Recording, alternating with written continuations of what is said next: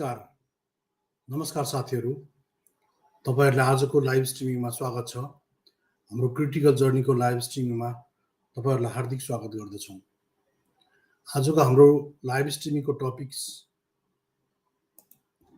के छ भने why RSS is trying to burn Nepal like Manipur by their Nepalese agent भनेको आरएसएसले जसरी मणिपुरलाई जलाएको थियो त्यस्तै गरी नेपाललाई जसरी जलाउन कोसिस किन गरिरहेको छ, किन बार बार हैन, कहिले दुर्गा परसाई, कहिले ज्ञानेन्द्र साई, कहिले एबीसीडी को नाममा नेपालमा जुन खालको पेनिट्रेसन गर्ने मात्र हैन कि जबरजस्त रूपमा यहाँको पोलिटिकल इन्स्टेबिलिटी पैदा गरेर र धार्मिक रूपमा चाहिँ पोलराइजेसन गर्दै हैन हिन्दू राष्ट्रवाद र राजतन्त्रको नाममा जसरी एक खालको यहाँ इन्स्टेबिलिटी गरेर गणतन्त्र, धर्मनिरपेक्षता, संघीयता जस्ता जुन क्रक्स भन्नाले जुन मेन क्रक्स अफ लोकतन्त्र हो, डेमोक्रेसी हो, त्यसलाई किन ध्वस्त पार्न खोजिरहेको छ, त्यसको पछाडिको कारण के हो भन्ने बारेमा हामी विशेष चर्चा गर्नेछौँ। पहिला सुरुमा साथीहरू हाम्रो आवाज कस्तो आइरहेको छ यसको बारेमा थोरै केही आइडिया पाउन सकियो भने हामीलाई अलि सजिलो हुने थियो। ठीक छ है, युट्युबमा ठीक छ। अब यता फेसबुकमा के छ? फेसबुकमा के छ? फेसबुक एक मिनट है, आएको छैन त हाम्रो लाइभ आयो। बिल्कुल ठीक छ। यो एक मिनट, एक सेकेन्ड, जस्ट 1 सेकेन्ड। हामीले यो आजको जुन लाइभ स्ट्रिमिङ चाहिँ विशेष गरी भोलि जुन रापरपा नेपालको चाहिँ जुन अस्थिर बनाउन खोज्न चाहने र तत्त्व जुन छ, जुन रापरपाले भोलि 26 गते चाहिँ 26 गते लाइभ स्ट्रिम के अरे जसरी यहाँ फेरि अर्को चाहिँ दुर्गा परसाई जस्तै काण्ड मचाउने खालको जुन खालको तरिकाले सोच्दैछ, त्यसलाई चाहिँ हामीले विशेष गरेर भोलि के हुन्छ त, या यिनीहरूले जुन एजेन्डाहरू, यिनीहरूको एजेन्डाहरू जसरी बाहिर ल्याइरहेका छन्, 3-4वटा एजेन्डा ज्ञानेन्द्र साईले जसरी भनिरहेका छन्, त्यो एजेन्डाहरूको रहस्य के हो हैन, त्यो एजेन्डाले इम्प्याक्ट के पार्छ, कसो पार्छ र त्यसलाई चाहिँ साँच्चीकै यदि त्यो एजेन्डालाई सक्सेस भयो भने के हुन्छ, त्यसको पछाडि के छ हात, कसको हात छ, ती सबै बारेमा आज हामी चर्चा गर्ने प्रयास गर्नेछौँ। फर्स्ट अफ अल थोरै चर्चा ठीक छ, आवाज ठीक छ। अब हामी ढिला नगरी जाँदैछौँ। पहिला हामी अलिकति हाम्रो डिस्क्लेमरको बारेमा क्लियर गर्न चाहन्छौँ। हाम्रो डिस्क्लेमर विशेष गरेर हामी चाहिँ हाम्रो उद्देश्य भनेको, हाम्रो क्रिटिकल जर्नी च्यानलको उद्देश्य भनेको साइन्टिफिक टेम्परमेन्टको विकास गर्ने हो र समाजमा तार्किकता, नैतिकता, मानवता जस्ता यी समाजका क्रक्सलाई बचाउँदै एउटा critical society, critical inform society create गर्दै मोडर्न सिभिलाइजेसन सहितको हैन 21औं शताब्दीको एआईको रोबोटिक जमानामा अनुसारको डेमोक्रेटिक सामाजिक न्यायवादी समाज र देश निर्माण गर्ने प्रोसेसमा हाम्रो के योगदान रहोस् भन्ने हाम्रो चाहना हो र हाम्रो उद्देश्य पनि त्यही हो। र हामी कुनै पनि प्रकारका डिस्क्रिमिनेसनहरू, चाहे caste, creed, religion, race, gender, class and colour, कुनै पनि प्रकारको डिस्क्रिमिनेसनलाई हामी टोलरेट गर्न सक्दैनौँ र हामी हरेक प्रकारको डिस्क्रिमिनेसनको विरुद्धमा छौँ। र यदि कलरहरू आउनुभयो भने चाहिँ त्यसको उहाँहरूले राखेको आफ्नो धारणा चाहिँ हाम्रो च्यानलको धारणा हुने छैन, उहाँको व्यक्तिगत धारणा हुनेछ। र हामीले युट्युब च्यानलमा चाहिँ हाम्रो उसलाई राखिदिएका छौँ है, हाम्रो युट्युब च्यानलमा हाम्रो के अरे डिबेट लिङ्क राखिदिएका छौँ। त्यो डिबेट लिङ्कमा गएर तपाईँ क्लिक गरेर सिधै हाम्रो इन्टर द स्टुडियो गरेर स्टुडियोमा इन्टर गर्न सक्नुहुन्छ। या हामी फेसबुकमा पनि यो कमेन्ट सेक्सनमा राखिदिन्छौँ। तपाईँ यो सेक्सनमा आएर यहाँ क्लिक गर्नुभयो भने तपाईँ डाइरेक्ट यसमा क्लिक गर्नुभयो भने तपाईँ डिबेट लिङ्कमा क्लिक गर्ने बित्तिकै तपाईँ हाम्रो सेक्सनमा आउन सक्नुहुन्छ र हामीसँग लाइभ। अब हामी ढिला नगरेर जानुपर्दा के छ भने यसमा जो आरएसएस गाइडेड भोलि हुन लागेको जुन उनीहरूको बृहत खालको जुन आमसभा भनिरहेका छन्, यसको बारेमा ज्ञानेन्द्र साईले थोरै केही कुराहरू भनेका छन्। तपाईँले एकचोटि उनको भिडियोलाई एकचोटि हेर्न आग्रह गर्छु म, होइन?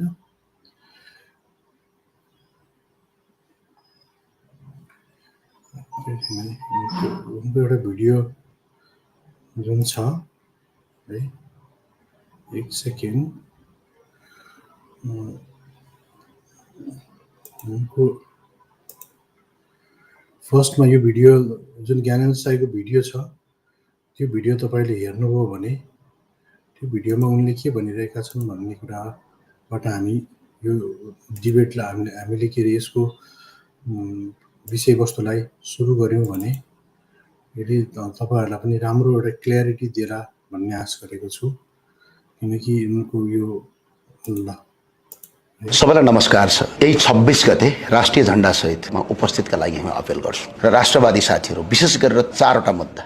यो देशमा लुटतन्त्र अति भयो, भ्रष्टाचार अति भयो, यसको अन्त्य गर्नका लागि अब सडकबाट भए पनि आन्दोलन गर्नुपर्ने अवस्था आयो। त्यसका लागि र दोस्रो कुरा, यो देशमा प्रदेश खारेज गर्नका लागि।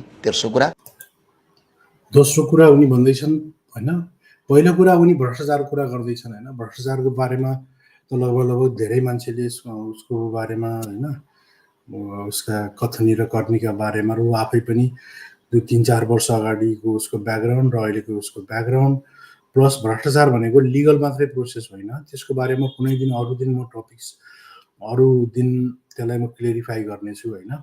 तर अनि अर्को चाहिँ सेकेन्ड नम्बरमा उसले चाहिँ जुन फेडरलिजम जुन छ होइन, सङ्घीयता खारेजको कुरा गरिरहेछन् होइन, त्यो कुरा तपाईँले दोस्रो नम्बर पोइन्टलाई त्यो पोइन्टलाई नोट गर्नुलाई हामी यो पोइन्टहरूलाई डिकोड गर्नेछौँ। कुरा यो देशमा हिन्दू बुद्ध सहितको वैदिक सनातन हिन्दू राष्ट्र स्थापना उसले हिन्दू बुद्धिस्ट किराँत भनेर बुद्धिस्ट र किराँतलाई लपेट्ने मात्रै हो होइन, उनीहरूको काँधमा राखेर बन्दुक चलाउने मात्रै हो। किनभने यिनीहरूले जसरी मुकुलुम या पाथिभराको मुद्दामा जसरी त्यहाँ जबरजस्त हिन्दू वर्चस्व होइन, हिन्दू सांस्कृतिक वर्चस्व जसरी लादिरहेका छन् र उनीहरूले चाहिँ त्यहाँ जुन केबल कार बनाउने मामलामा पनि प्लस त्यो एरिया उनीहरूको हुँदै होइन नि। पाथिभरा भनेको त मुकुङलुङ हो, मुकुङलुङ भनेको लिम्बूहरूको उनीहरूको चाहिँ थान हो, देवीको थान हो, त्यो उनीहरूको कुलपूजा जस्तै हो होइन, लोकल ऊ हो। त्यहाँ पछिको यिनीहरूको कति छ, बढी से बढी भए 100 सालको हिस्ट्री होला, बढी भयो। त्यहाँ चाहिँ यिनीहरूले जबरजस्त त्यो उनीहरूकोलाई त्यहाँ देवी होइन, त्यो पनि एकदम पुरा पौराणिक टाइपले सपनामा आएर भेडा चराउन चाहिँ गएको बेलामा भेडा हराए अनि देवीको प्रार्थना गर्यो गोठालाले। त्यसपछि चाहिँ त्यस्तो एकदम काल्पनिक यिनीहरूका जोतका कथा पौराणिक कथा सुनाएर चाहिँ उनीहरूको त्यो जुन पाथिभराको देवीलाई त्यहाँ जबरजस्त उनीहरूले पछि राखेका मात्रै हुन्। खास यो चाहिँ लिम्बूहरूको आफ्नो देवीको थान हो, मुकुङ एरिया भनेको राई लिम्बूहरूको होइन। त्यस कारणले तिनीहरूमा यिनीहरूले आफ्नो रूप देखाइरहेका छन्। त्यस्तै गरेर बोधगया टेम्पलको जुन अहिले इन्डियामा बहुत ठुलो आन्दोलन चलिरहेको छ, जहाँ यिनीहरू जबरजस्ती कब्जा गरिरहेका छन्। त्यस कारणले बुद्धिस्ट र किराँतलाई यिनीहरूले लपेट्ने मात्रै हो, कुरा बुझ्न जरुरी छ। यिनीहरूको त्यो स्वार्थ मात्रै हो, किनभने बिचरा सोझा साझा नेपाली जनताहरूलाई चाहिँ होइन अब एक्लै अब हिन्दू राष्ट्रको नाममा चाहिँ उनीहरूलाई जस्ट एउटा साँची बनाउने मात्रै हुन्। त्यसमा पनि हिन्दू राष्ट्रमा नाममा पनि प्योर ब्राह्मण राष्ट्र बनाउने यिनीहरूले होइन। देशमा शूद्र होइन, दलित जनजाति यिनीहरूको त्यसको हिन्दू राष्ट्रमा केही पनि रोल छैन। त्यसलाई कुनै दिन जाउँला, केही छैन। तपाईँले दोस्रो नम्बर पोइन्ट एउटा फेडरलिजम, तेस्रो नम्बर पोइन्ट एउटा हिन्दू राष्ट्र, सेक्युलरिजम सोच्नुहोस् है, सेक्युलरिजम। अब अर्को त्यस चौथो नम्बर सहितको प्रजातन्त्रका लागि हामीले उपस्थितका लागि अपिल गर्छौँ। र अर्को कुरा, कोही पनि नडराउनुहोस्, डराउनु पर्ने कुनै आवश्यकता छैन, कुनै कारण छैन, किनकि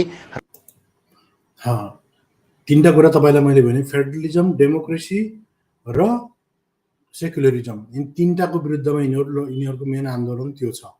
त्यसपछि अर्को कुरा के भन्दैछ, कुनै पनिले डराउनु पर्दैन होइन, तपाईँहरू नडराउनुहोस्, यो कारण छैन भनेर। विशेष गरी म तपाईँहरूलाई, म दलित र जनजातिका युवाहरूलाई अनुरोध गर्न चाहन्छु, तपाईँहरू नभकिनुहोस् यिनीहरूको पक्षमा।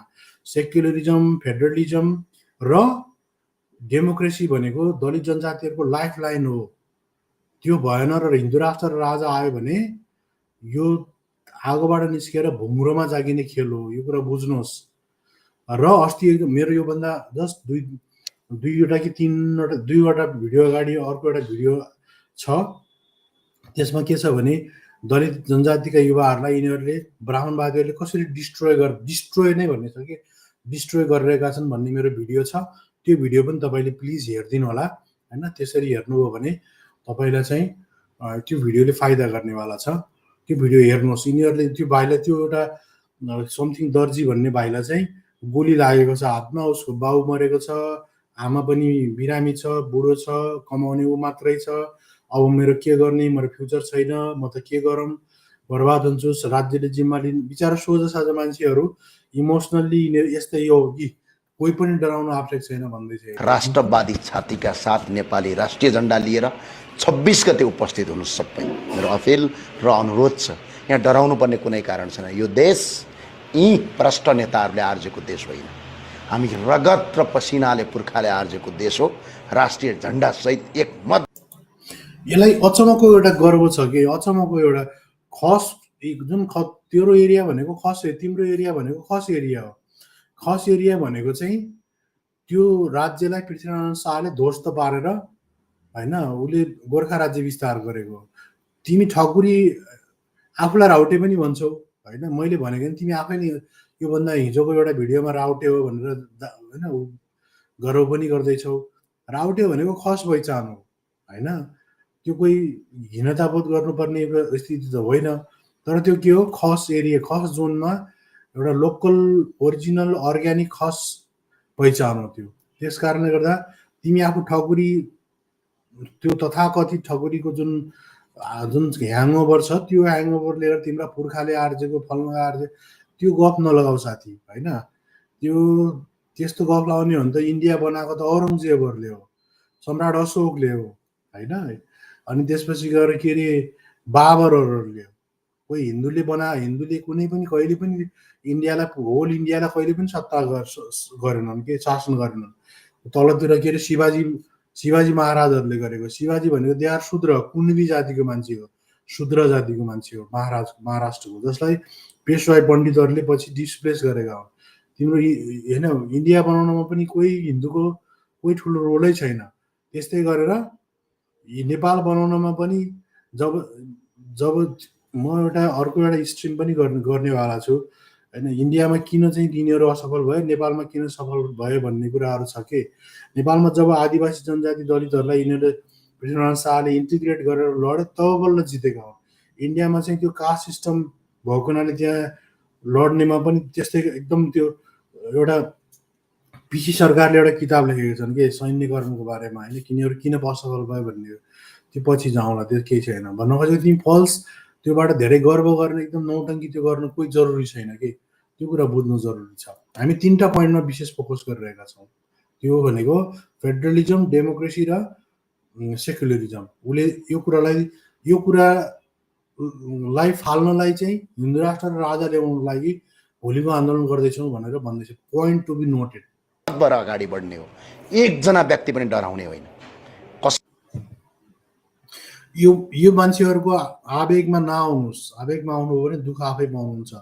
त्यस कारणले यो कुरालाई बिल्कुल बुझ्न जरुरी छ। अब यिनीहरू भनेका को हुन् त भने, यो तपाईँको जब यो अर्को फोटो म तपाईँलाई यहाँ देखाउँदैछु। यो फोटो भनेको रञ्जित रे भन्ने मान्छे हो। रञ्जित रे भन्ने मान्छे चाहिँ भारतीय दूतावासको के अरे दूतावास चिफ हो। ऊ चाहिँ भारतीय दूतावास के अरे भारत राजदूत हो। अनि यो उसको साइडमा यो हिज ज्ञानेन्द्र साई जो अहिले भर्खर बोलेको मान्छे यिनी हुन्। हो यिनीहरू सबै ग्रुम गर्दै यिनीहरूलाई यसरी होइन इन्डियाले आरएसएसले यसरी ग्रुम गर्दै गर्दै ल्याएर चाहिँ अहिले यसको न्यू भर्सनहरू ल्याएको हो कि यो मान्छेलाई त्यहाँबाट होइन प्लान्टेड गरेर त्यो नौटङ्की गरेर सुर्खेतबाट उहाँ लग्यो, त्यसपछि गएर होइन उसले भ्रष्टाचार विरोधी चिजहरू त्यो पनि एकदमै त्यो आरएसएसको आफ्नै स्टाइल छ क्या त्यो होइन। जसरी अब यो अरविन्द केजरीवालहरूलाई हाइलाइट गरेको थियो त्यस्तै गरेर उनीहरूले नेता प्रड्युस गर्छन्। नेपाली जनता बिचरा थाहा छैन सोझो साझा मान्छेहरूलाई नि। अनि त्यसपछि गएर उसले चुनावमा पनि उसको उसको एउटा मैले त्यो भिडियो देखायो भने फेरि धेरै लामो होला, म त्यो त्यतातिर जान चाहन्न, डाइभर्ट पनि हुन्छ। उसले चुनावमा चाहिँ मैले जितेर हिन्दू राष्ट्र आउने हो थोरै होइन, मैले थोरै म एक्लैले जितेर के हुन्छ, के अरे सांसद भएर आउने भए त राजेन्द्र लिङ्गदेनले त्यत्रो वर्ष सांसद भयो, आएन। मलाई तपाईँहरू पार्टीमै जहाँ जुन पार्टीमा बस्नुहुन्छ बस्नुहोस्, त्यो केही छैन, तर चाहिँ नि के अरे भोट मलाई दिनुहोस्, विकासको लागि मलाई दिनुहोस् भनेर उसले अपिल गर्दै थियो। तर अहिले आएर चाहिँ उसले हिन्दू राष्ट्र र के अरे उसको हिन्दू राष्ट्रको र के अरे हिन्दू राष्ट्र र राजाको चाहिँ वकालत गर्दैछ। यो जनतालाई बिल्कुल चिटिङ गरेको अवस्था हो यो। त्यस कारणले गर्दा अहिले पनि तपाईँले भनिरहेको छ कि तपाईँहरू बिल्कुल नआत्तिनुहोस् होइन, उ नगर्नुहोस्, के अरे हामी चाहिँ तपाईँहरूको जिम्मा लिन्छौँ भनेर बिल्कुल तपाईँहरूलाई जुन होइन उकास्दैछ। त्यस कारणले गर्दा दलित जनजातिहरूले बुझ्न जरुरी छ कि यस्ता मान्छेहरूले भनेको चिजमा लाग्नु हुँदैन।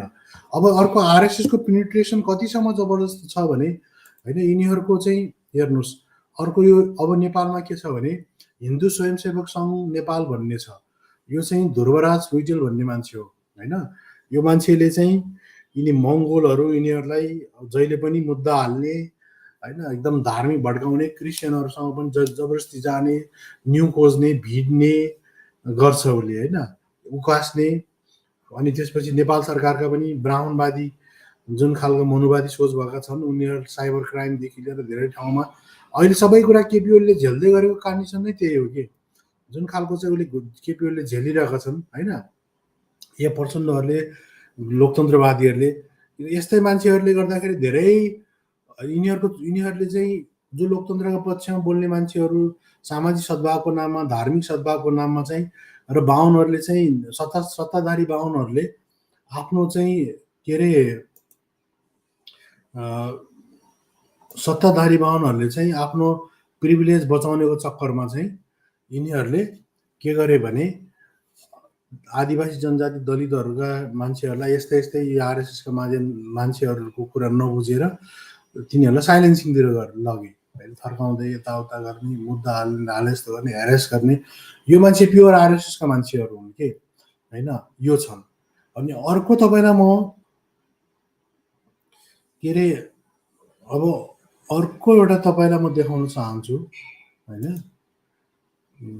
अर्को एउटा भिडियो छ तपाईँलाई म नेपालमा आरएसएसले कसरी पेनिट्रेसन गरिरहेको छ भने म ब्याकग्राउन्ड तपाईँहरूलाई ब्याकग्राउन्ड देखाइरहेको छु कि खास अहिले मैले होइन।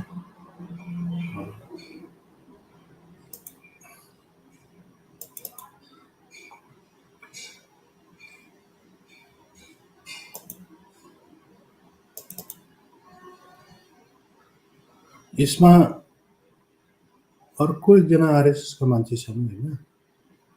अनि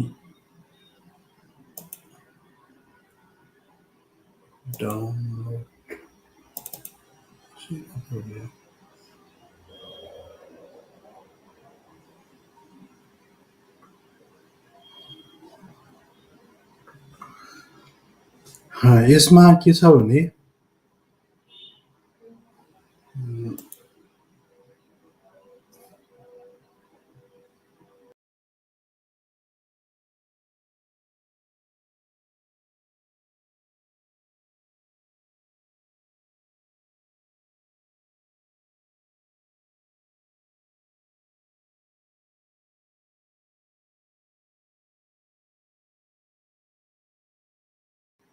सबैलाई नमस्कार छ। यही 26 गते राष्ट्रिय झण्डा सहित म उपस्थितका लागि म अपिल गर्छु र राष्ट्र अर्को एउटा भिडियो मसँग यो तपाईले अर्को एकजना जो आरएसएस का नेपालका एकदम प्रचारकै टाइपका मान्छे रहेछन् हैन, जसले हाकाहाकी चाहिँ उनले अब तपाईले यो भिडियो हेर्नु पोलिटिक तपाईलाई कतिपयले आरएसएस सँग पनि जोडिएको भन्छन्, यो सत्य हो? सत्य हो। तपाई त्यहाँ कुन लेभलको कार्यकर्ता हुनुहुन्छ? म त कार्यकर्ता होइन। कार्यकर्ता के हो? आरएसएस के हो भने आरएसएस भनेको राष्ट्रिय स्वयंसेवक संघ हैन। राष्ट्रिय स्वयंसेवक बीजेपी बनाउने नै त्यही हो नि त फेरि। हो, राष्ट्रिय स्वयंसेवक बारेमा पहिले बुझ्नुपर्छ हामीले। राष्ट्रिय स्वयंसेवक संघ भनेको निकै पुरानो संस्था हो जुन भारतबाट स्थापित भएको संस्था हो। 1925 मा स्थापित भएको संस्था हो। डाक्टर हेडगेवार भन्नेले स्थापना गरेको शक्ति हो त्यो है। र त्यसपछि त्यहीबाट उत्पादित हुँदै हुँदै त्यही विचार, त्यो हिन्दुत्व विचार बोक्ने संगठन हो। जति बेला इन्दिरा गान्धी भारतमा इमर्जेन्सी लाउनु भयो त्यति बेला राष्ट्रिय स्वयंसेवक संघले खुलेर विरोध गर्यो। त्यही विरोध गर्ने क्रममा बीजेपी पार्टी भन्ने त्यति बेला अन्य पार्टीको नाम हुँदै हुँदै बीजेपी भन्ने स्थापना भएकै हो। भारतीय जनता पार्टी भनेको राष्ट्रिय स्वयंसेवक संघको एउटा पार्ट मात्रै हो। राष्ट्रिय स्वयंसेवक संघ एउटा मातृ संस्था हो।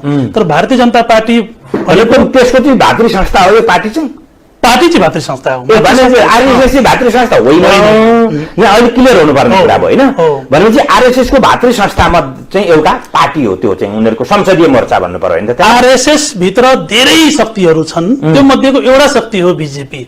आरएसएस भित्र धेरै शक्तिहरू छन्, त्यो मध्येको एउटा मात्र शक्ति हो बीजेपी। र एउटा कुरा ख्याल गर्नु होला, हामीले जानकारी राख्नुपर्छ कि बीजेपी मा जोसुकै अध्यक्ष होस्, बीजेपी मा जोसुकै महामन्त्री होस्, तर बीजेपी को मेन कमान्ड गर्ने काम चाहिँ राष्ट्रिय स्वयंसेवक संघले गर्छ। त्यहाँ संगठन महामन्त्री नियुक्त गरिएको हुन्छ। जो संगठन महामन्त्री राष्ट्रिय स्वयंसेवक संघले कुन स्तरको कार्यकर्ता हो त्यो भनिदिनुस्। राष्ट्रिय स्वयंसेवक संघमा कहिले पनि कार्यकर्ता हुँदैन। राष्ट्रिय स्वयंसेवक संघको सम्बन्ध वर्ल्डको जहाँ जहाँ हिन्दुत्व राष्ट्रहरू छन् वा हिन्दुत्व विचार बोक्ने व्यक्तित्वहरू छन् त्यहाँ त्यसको संगठन छ। नेपालमा हिन्दू स्वयंसेवक संघ भन्ने संगठन छ। हिन्दू स्वयंसेवक संघ भन्ने संगठनले प्रत्येक वर्ष प्रशिक्षण गर्छ। त्यो प्रशिक्षण मध्येमा म तृतीय वर्ष प्रशिक्षित एकजना स्वयंसेवक हो। त्यहाँ स्वयंसेवक भन्ने पद हुन्छ, त्यहाँ कुनै कार्यकर्ता भन्ने हुँदैन। अब यति तपाईले खोलेर भन्नुभयो होइन। म आरएसएस को नेपालमा पनि संस्था छ, त्यो संस्थाको म पनि सदस्य हुँ। सदस्य होइन, स्वयंसेवक हुँ। स्वयंसेवक सदस्य भन्नु बुझ्ने, स्वयंसेवक हुँ होइन। अब मलाई आज भनिदिनुस्, यो तराईको मान्छे बालनले काठमाडौँमा चुनाव जित्नुभयो। अमेरिकाबाट फर्केर आएर होइन राष्ट्रिय स्वतन्त्र पार्टीका नाममा पार्टी खोलेर 6 महिनामै होइन रवि लामिछाने चाहिँ उप प्रधानमन्त्री गृहमन्त्री हुनुभयो। अब खैर अहिले उहाँ सहकारी ठगी प्रकरणमा फसिरहनु भएको छ। यो कि आरएसएसले पनि उहाँहरूलाई यो नयाँ शक्ति उदय गराउन खोजिरहेछ भनेछु। बालनलाई पनि आरएसएसको समर्थन छ र चुनाव जित्नुभयो। आरएसएस को जुन संस्थाहरू छन् वा भनौँ नेपालमा रहेको संस्था, आरएसएस आधिकारिक संस्था हिन्दू स्वयंसेवक संघ, जसलाई एचएसएस भनिन्छ। एचएसएसले कहिले पनि राजनीतिक कुरा गर्दैन। एचएसएसले यहाँको सांस्कृतिक कुरा गर्छ, यहाँको संस्कार संस्कृति कुरा गर्छ र उसले एउटा कुरा सिकाएको हुन्छ, मातृप्रेम। अर्थात् हामीलाई नमस्ते सदा वत्सले मातृभूमि भनेर पढाइएको हुन्छ हैन। नमस्ते तपाईलाई नेपालकै माया गर्नु भन्ने हो कि भारतको माया गर्नु भन्न पर्छ? आफ्नो भूमिको माया गर्नु भने हो। त्यो भारतको भूमि, त्यहाँ भारत भन्ने शब्द कहीँ पनि छैन। आफ्नो भूमि, तिमी जहाँ जन्मेको हो, तिमी जहाँ हुर्केको हो, तिमी आफ्नो भूमिको माया गर, आफ्नो मातृप्रेम गर भनेर भनिएको हुन्छ। र तिम्रो जुन संस्कार हो त्यो संस्कारलाई बढावा दिने काम गर, त्यो संस्कारलाई फलफित गर्ने काम गर भनिएको हुन्छ। त्यहाँ कुनै देशको बढाइ गर, कुनै देशको घटाइ गर भन्न खोजिया होइन। त्यो सन्दर्भमा नेपालमा जुन एउटा नेटवर्क बनिरहेको छ, खास गरी राष्ट्रिय स्वयंसेवक संघ त नभनौँ, एचएसएस भनौँ, हिन्दू स्वयंसेवक संघका नेटवर्क, त्यो नेटवर्क अहिले ग्राउन्ड लेभलमा कामहरू गरिरहेको छ। र त्यो ग्राउन्ड लेभलबाट चाहिँ कहीँ न कहीँबाट, चाहे बालन शाह आएका होला, चाहे रवि लामिछाने आएका होला, त्यो ग्राउन्ड लेभल नेटवर्ककै त्यो परिणाम हो। यो कुरा सायद नेपालको राजनीतिज्ञहरूले स्वीकार गर्दैनन् सिधै, किनकि उनीहरूको कमजोरी देखिन्छ होला। तर सत्यता चाहिँ यही हो, ग्राउन्डमा चाहिँ कहीँ न कहीँ उहाँहरूलाई समर्थन सहयोग छ ग्राउन्डबाट होइन। भनेपछि उहाँहरूको उदयमा नयाँ बालेन रवि लामिछानेको उदयमा हजुर। नेपालमा नयाँ शक्ति उत्पादन गर्न खोजिरहेको भारतीय चाहनाको प्रतिबिम्ब भेटिन्छ, यसरी सोझै भनौँ? भारतीय चाहनाको प्रतिबिम्ब होइन त्यो। राष्ट्रिय स्वयंसेवक संघले प्रशिक्षण गरेका हिन्दू स्वयंसेवक संघका स्वयंसेवकहरूको चाहना चाहिँ हो फेरि त्यो, हैन? हिन्दू स्वयंसेवक संघका स्वयंसेवक नेपाली कांग्रेसभित्र पनि छन्, हिन्दू स्वयंसेवक संघका स्वयंसेवक एमाले भित्र पनि छन्, सबै पार्टीमा छन् स्वयंसेवक। स्वयंसेवक हुनको लागि कुनै पार्टी हुनु नै पर्दैन नि, नेपाली नागरिक हुनु पर्दछ र हिन्दू हुनु पर्दछ। किनकि स्वयंसेवकले कहिले पनि हिन्दुत्वको कुरा गर्छन्, हिन्दू कट्टरताको कुरा गर्दैनन्। हिन्दुत्व र हिन्दू कट्टरता अलग अलग कुरा हो भन्ने त्यहाँ भनिएको हुन्छ। हिन्दुत्व भनेको एउटा आफ्नो दायित्व हो, आफूले यही सन्दर्भमा जीवन पद्धति हो।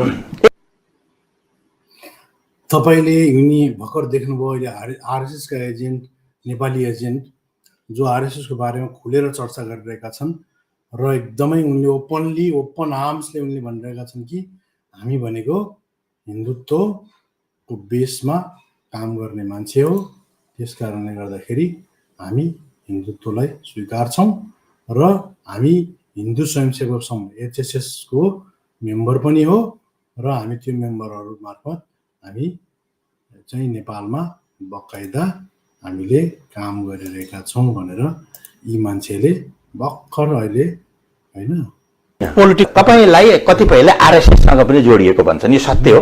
सत्य हो। तपाईँ त्यहाँ तपाईँले यी मान्छेले भनेको कुरा स्पष्ट रूपमा देख्नुभयो। अब बल्ल हामी विषयवस्तुतिर जान्छौँ।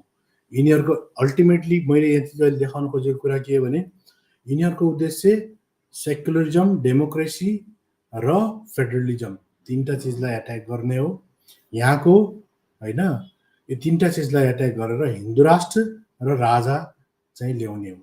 अब यसको चाहिँ नेपालका यी ज्ञानेन्द्र साई, दुर्गा परसाई, यो मान्छे या राजेन्द्र लिङ्गदेन या जो कोही एबिसिडी जुन अगाडि आइरहेका छन् यिनी हुन् के त, होइन? यिनीहरू साँच्चै के आफ्नो दिमागले चलिरहेका छन् या यिनको पछाडिको चाहिँ वैचारिक रूपमा यिनलाई कसले चाहिँ हावापानी हालिरहेको छ, दानापानी कसले हालिरहेको छ भन्ने बारेमा चाहिँ अब हामी विशेष रूपमा यसको हामी के अरे अब हामी चाहिँ नि प्रसङ्गमा जान्छौँ, विषय प्रसङ्गमा बल्ल अब हामी यसको, होइन, अब हामी यसको चाहिँ यसको हो के यसलाई हामीले चिरफार गर्नुतिर हामी जाँदैछौँ। अब यसमा के छ भने यसको लागि हामीले यसको लागि चाहिँ नि हामीले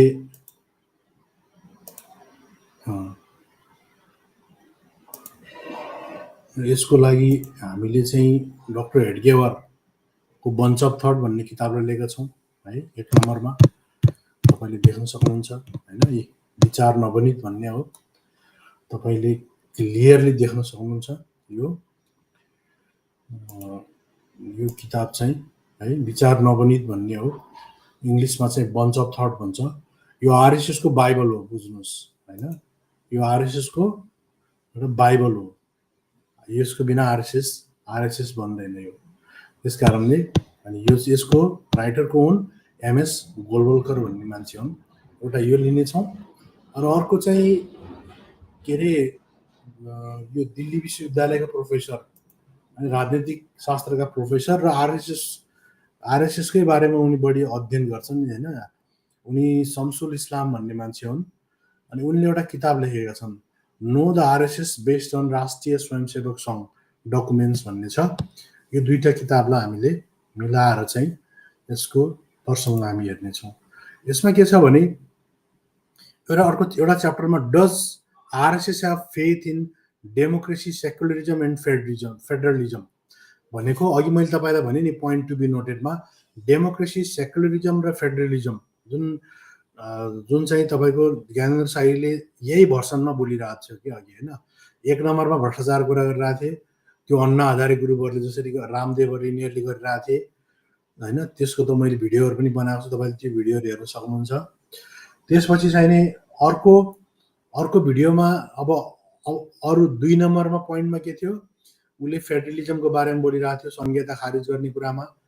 3 नम्बर र 4 नम्बरमा के थियो, धर्मनिरपेक्षता होइन भनेको चाहिँ हिन्दू राष्ट्र र राजाको लागि बोलिरहेको थियो, भनेको सेकुलरिजमलाई च्यालेन्ज गरेको थियो। र अर्को चाहिँ यो सिस्टमलाई ध्वस्त गरेर के अरे हिन्दू राष्ट्र सहितको जुन राजनीतिक प्रणाली, एकात्मक प्रणाली, राजतन्त्र भनेको चाहिँ प्रणाली हो क्या, डेमोक्रेसीको विरुद्धमा राजतन्त्र भनेको हो। जस्तो हिन्दू राष्ट्र भनेको के हो, सेकुलरिजमको हो। जस्तो डेमोक्रेसी सट्टामा के हो, राजतन्त्र हो, मोनार्की हो। त्यस कारणले यी तीनटा कुरा तपाईँले क्रक्स भर्सेस क्रक्सको कुरा बुझ्न जरुरी छ। अब हामी फर्स्टमा सेकुलरिजमको बारेमा हामी चर्चा गर्नेछौँ होइन। आरएसएसको धारणा के छ त यो संघीयताको बारेमा अथवा धर्मनिरपेक्षताको बारेमा? आरएसएसले एक्ज्याक्टली भन्नुपर्दा के भन्छ भने कुनै यो डेमोक्रेटिक कन्स्टिट्युसन चाहे इन्डियाको होस् चाहे नेपालको होस्, यिनीहरू यसको विरुद्धमा छन् होइन। RSS demands total loyalty to the Indian nation from minority. It is another thing that it does not feel any proper to be loyal to the constitutional legal setup भनेको यिनीहरूले जुन संवैधानिक लोकतान्त्रिक संवैधानिक जुन प्रणाली या तत्त्वहरू छन् त्यो प्रति यिनीहरू कहिले पनि लोयल छैनन् के होइन, इमान्दार वफादार कहिले पनि छैनन्।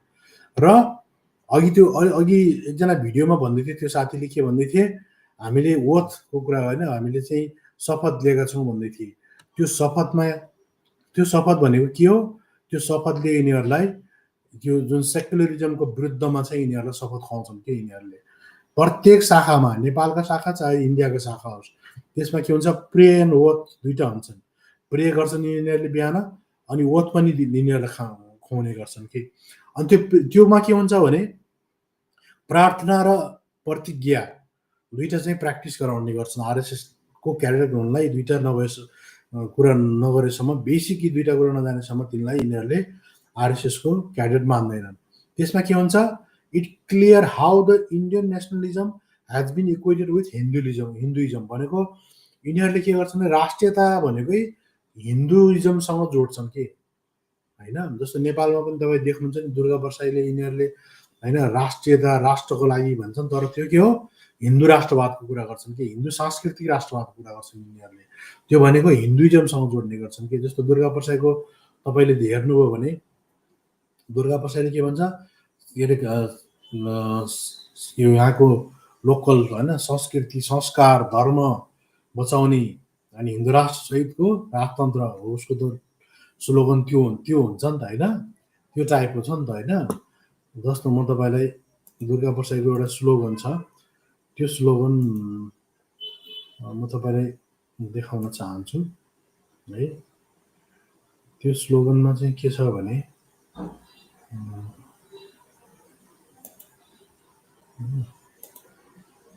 त्यो स्लोगनमा चाहिँ जस्तो दुर्गा बर्साईको एउटा स्लोगन छ कि, अनि त्यो स्लोगनमा चाहिँ उसले के भन्छ भने धर्म संस्कृति संस्कार प्योर, त्यो हिन्दुइजमकै प्योर फोटोकपी हो कि।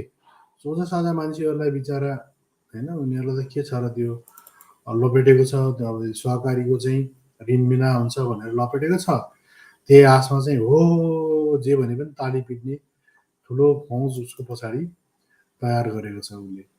तर उसको मकसद हामीले बुझ्नुपर्ने कुरा के हो भने अहिले छेनिक एउटा होइन, छेनिक एउटा भुलभुलैमा परेर भोलि गएर चाहिँ रुने न हाँस्ने स्थितिमा आउने स्थिति नहोस् भन्ने कुरा बुझ्न जरुरी छ। जस्तो तपाईँले यहाँ हेर्नुहोस्, अघि उसले के भन्छ भने यी तपाईँले माथि हेर्नुहोस् होइन, राष्ट्र राष्ट्रियता धर्म संस्कृति र नागरिक बचाउ अभियान भन्छ। यहाँ हेर्नुहोस् त, राष्ट्र राष्ट्रियता धर्म संस्कृति र नागरिक बचाउ महाअभियान भनेर उसले गर्ने गर्छ कि।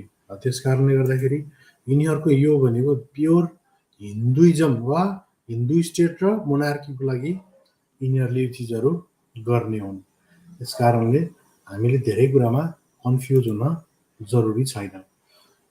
भन्न खोजेको कुरा के छ भने यिनीहरूको नेसनलिजम भनेको हिन्दुइजम हो र यिनीहरूको प्रे र ओथमा पनि डाइरेक्ट यिनीहरूले होइन contravention to basic feature of constitution of India भनेको बेसिक फिचरहरू भनेको के, equity liberty fraternity federalism, equity liberty fraternity social justice, यिनी चाहिँ होइन कुनै पनि लोकतान्त्रिक संविधानका क्रक्स हुन्छन्। त्यस्तै गरेर के हुन्छ, अर्को फेडरलिजम होइन, अनि त्यसपछि गएर सेक्युलरिजम, अनि डेमोक्रेसी।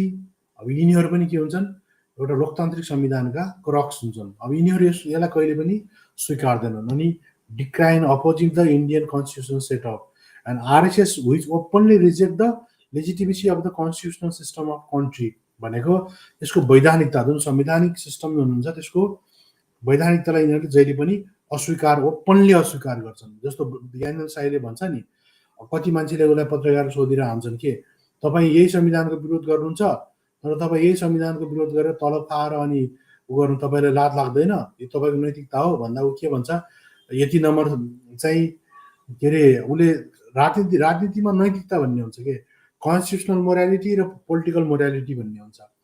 त्यो मोरालिटीहरू चाहिँ कति कुराहरू माथि हुने गर्छन् के, जस्तो अब जस्तो ब्रिटेनमा उनीहरूमा कहिलेकाहीँ प्रधानमन्त्रीले सानो कुरामा पनि राजीनामा दिएर हान्छ कि त्यो कानुनी रूपमा तिनीहरू ओके भए पनि, नैतिक रूपमा तिनीहरू लिगल रूपमा भए पनि मोरल रूपमा त्यो कुरा म्याच गर्दैन उनीहरूको सोसियल कन्भेन्सनमा। सामाजिक एउटा पब्लिक मोरालिटी भन्ने हुन्छ नि होइन, समाजले बनाएको, त्यसपछि उनीहरूले राजीनामा दिने गर्छन्। तर यसले के भन्छ भने तपाईँ संविधानको धारा 74 को यति नम्बर हेर्नुहोस्, त्यस कारणले मलाई नभन्नुहोस् भन्छ। यतिसम्म यो नैतिकताहीन मान्छे हो क्या यो। त्यस कारणले यिनीहरूले यो चाहिँ के हो, आरएसएसकै मेन आइडियोलोजिकल थिम नै हो कि। यसमा के भन्छ, openly reject the legitimacy of the constitutional system of the country, त्यस्तो गर्ने गर्छ। अझ होइन सकिङली भन्छन्, अझ होइन राइटरले त के भन्छन् भने शमसुल इस्लामले, shockingly former prime minister Atal Bihari Vajpayee, home minister L K Advani and present RSS carried ruling Indian, which includes PM Modi of our country, which had taken oath होइन, जसले चाहिँ प्रतिज्ञा लिएको छ कि uphold the integrity of democracy, democratic and social secular India भनेको उसले चाहिँ एकदम प्रतिज्ञा नै लिएको छ यसलाई ध्वस्त पार्ने होइन। अपहोल्ड भनेको चाहिँ एकदमै यसलाई ध्वस्त पार्ने, integrity of democracy and secularism भनेको यिनीहरू यतिसम्म नङ्गा बेसरम हुन्छन् यिनीहरू के, जुन चाहिँ संविधानको शपथ खान्छन् त्यही संविधानलाई चाहिँ अपरुट गर्ने, अपहोल्ड गर्ने चाहिँ यिनीहरूले प्रतिज्ञा गरेका हुन्छन् आरएसएसको भित्र। त्यस कारणले के हुन्छ भने अनि क्रिएटिङ अ हिन्दू राष्ट्र चाहिँ बनाउने यिनीहरूको चाहिँ मिसनका साथ यिनीहरूले संविधानलाई अपहोल्ड गर्ने प्रतिज्ञा एन्ड प्रे एन्ड ओथ खाइरहेका हुन्छन्।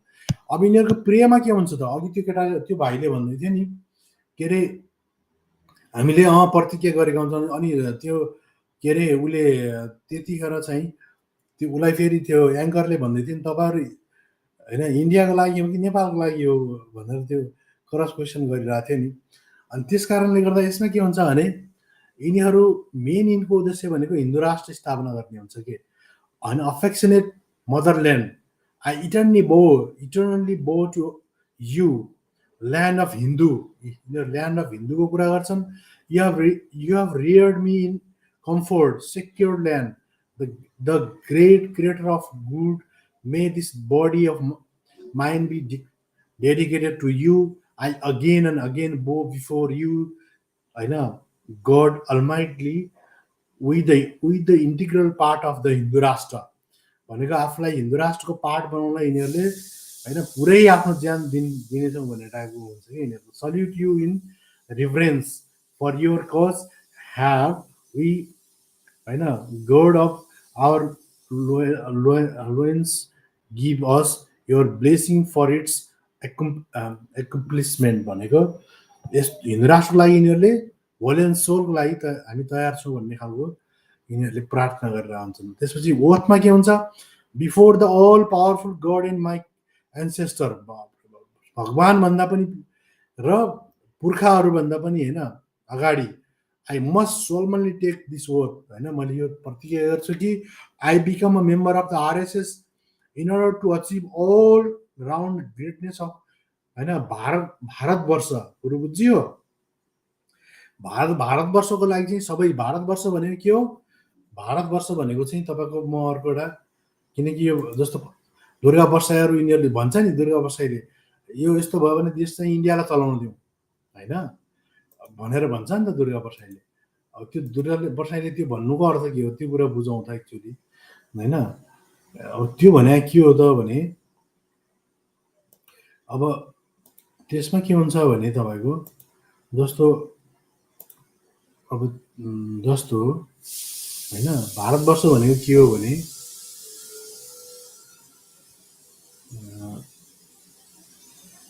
किन यो कुरा बुझ्नु जरुरी छ भने अब हामी नेपालीलाई चाहिँ सोझा सादा मान्छेलाई यिनीहरूले भ्रष्टाचारको रूप अगाडिपट्टि भ्रष्टाचारको आन्दोलन देखाएर सबै यिनको मकसद भनेको चाहिँ प्योरली राजा ल्याउने र हिन्दू राष्ट्र ल्याएर आरएसएसको मोडेलमा नेपाललाई तहस नहस पार्ने यिनको खेल हो के यो होइन। यो खेल जसरी पाकिस्तानमा जस्तो मुस्लिम कन्ट्री बनाएर जिन्नाले ध्वस्त बनायो त्यही हिसाबमा यिनीहरूले यहाँ आरएसएसको नाममा चाहिँ यहाँ ध्वस्त पार्ने चाहिँ यो खेल हो। यो कुरा बुझेन भने नेपालीहरूलाई बर्बाद बनाउँछन् बर्बाद यिनीहरूले होइन। अब पुरा यिनीहरूको खेल भनेको एकदम क्लियर कट कुराहरू छ कि यिनीहरू कोही कसैको यिनीहरू साक्कै होइन। यिनीहरू पुरा अब आफ्नो मान्छे यिनीहरूले धेरै मार्ने गर्छन्। जस्तो अस्ति 15 गते घटनामा पनि छानबिन भयो भने लास्टमा आफ्नै मान्छे कतिको अब होइन आरएसएसले भित्री म्यानेज धेरै गर्छ होइन। त्यसकारण नत्र साँच्चीकै गर्ने हो भने नत्र यिनीहरूको जस्तो गुजरात दङ्गामा यिनीहरू आफैले दङ्गा गराएका छन् होइन। त्यो गुजरात दङ्गा 2002 एउटा फिल्म हेऱ्यो भने अथवा जज लोयलाई मारिदिए धेरै कुराहरू यिनीहरूले आफै अब त्यो एउटा सांसद बाहिर हिँडिरहेको हुन्छ उसले आफै त्यो के अरे मुम्बईको घटना पनि यिनीहरूले आफै बनाएको लास्टमा रिपोर्ट आयो। त्यस कारणले यिनीहरू भनेको चाहिँ खतरनाक खेलाडीहरू हुन् कि यिनीहरूले जहिले पनि होइन जे पनि गर्छन् यिनीहरूले त्यो जुन कुनै पनि यो अब तपाईँले यो हेर्नुहोस् भारतवर्ष भनेको यही हो। यहाँ हेर्नुहोस् यो हिन्दू राष्ट्र बनाउने भनेको यही हो।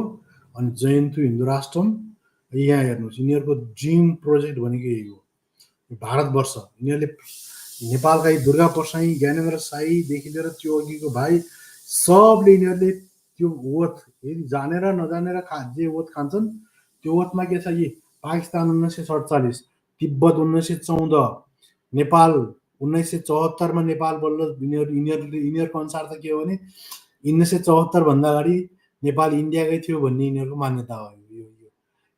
हेर्नुहोस् यहाँ मैले गरेको होइन यो बकाइदा यो यिनीहरूकै वेबसाइटबाट ल्याएको हो यो होइन। बङ्गलादेश होइन यिनीहरूले त्यो जुन सम्राट अशोकको जुन छ नि जम्बूद्वीप त्यसैको ह्याङओभर यिनीहरूले फ्रस्ट्रेसन यिनीहरूको यही हो।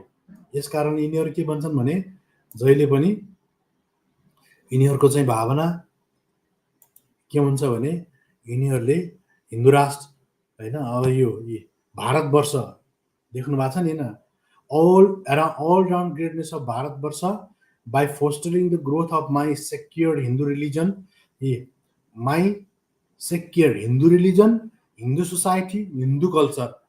जुन दुर्गा प्रसादले भन्थ्यो नि अघि तपाईँले फोटो हेर्नुभयो नि हो यिनीहरूको प्योर यिनीहरू इन्डियाबाट सञ्चालित ग्रान्ड डिजाइनबाट चलेको मान्छे हुन् कि I shall perform the work of Sangh honestly disinterestedly with my heart and soul. पुरा मेरो मन मस्तिष्क सब ज्यान लगाएर म काम गर्नेछु त्यसको लागि। I shall adhere to this goal all my life. मेरो पूर्ण जीवन चाहिँ त्यसको लागि समर्पण गर्नेछु। अनि लास्टमा के भन्छन् भारत माता की जय। यिनीहरूले यही नै यिनीहरूले खाने हुन् यिनीहरूले शपथ यहाँका यी आरएसएस टट्टुले। These RSS cadets ruling India are not faithful to the Indian nation होइन। यिनीहरू जस्तो इन्डियन नेसनको लागि जसरी यिनीहरू फेथफुल हुँदैनन् त्यस्तै गरेर यिनीहरूको लागि नेपाली राष्ट्रियता भन्ने केही हुँदैन। यिनीहरूलाई खालि के हो ब्राह्मण हिन्दू राष्ट्रको नाममा ब्राह्मण वर्चस्वता लागू गर्ने हो एज अ लिगल इन्टाइटी होइन। It exist as a legal entity but want to subvert it into a theocratic state. Theocratic state भनेको धर्मतान्त्रिक स्टेट। धर्मतान्त्रिक स्टेट भनेको हिन्दू राष्ट्र भनेको like Muslim League which created Pakistan in the name of Islam भनेको जसरी मुस्लिम लीगले हैन इस्लामको नाममा पाकिस्तानको निर्माण गर्यो त्यस्तै गरेर चाहिँ नि हैन अनि त्यस्तै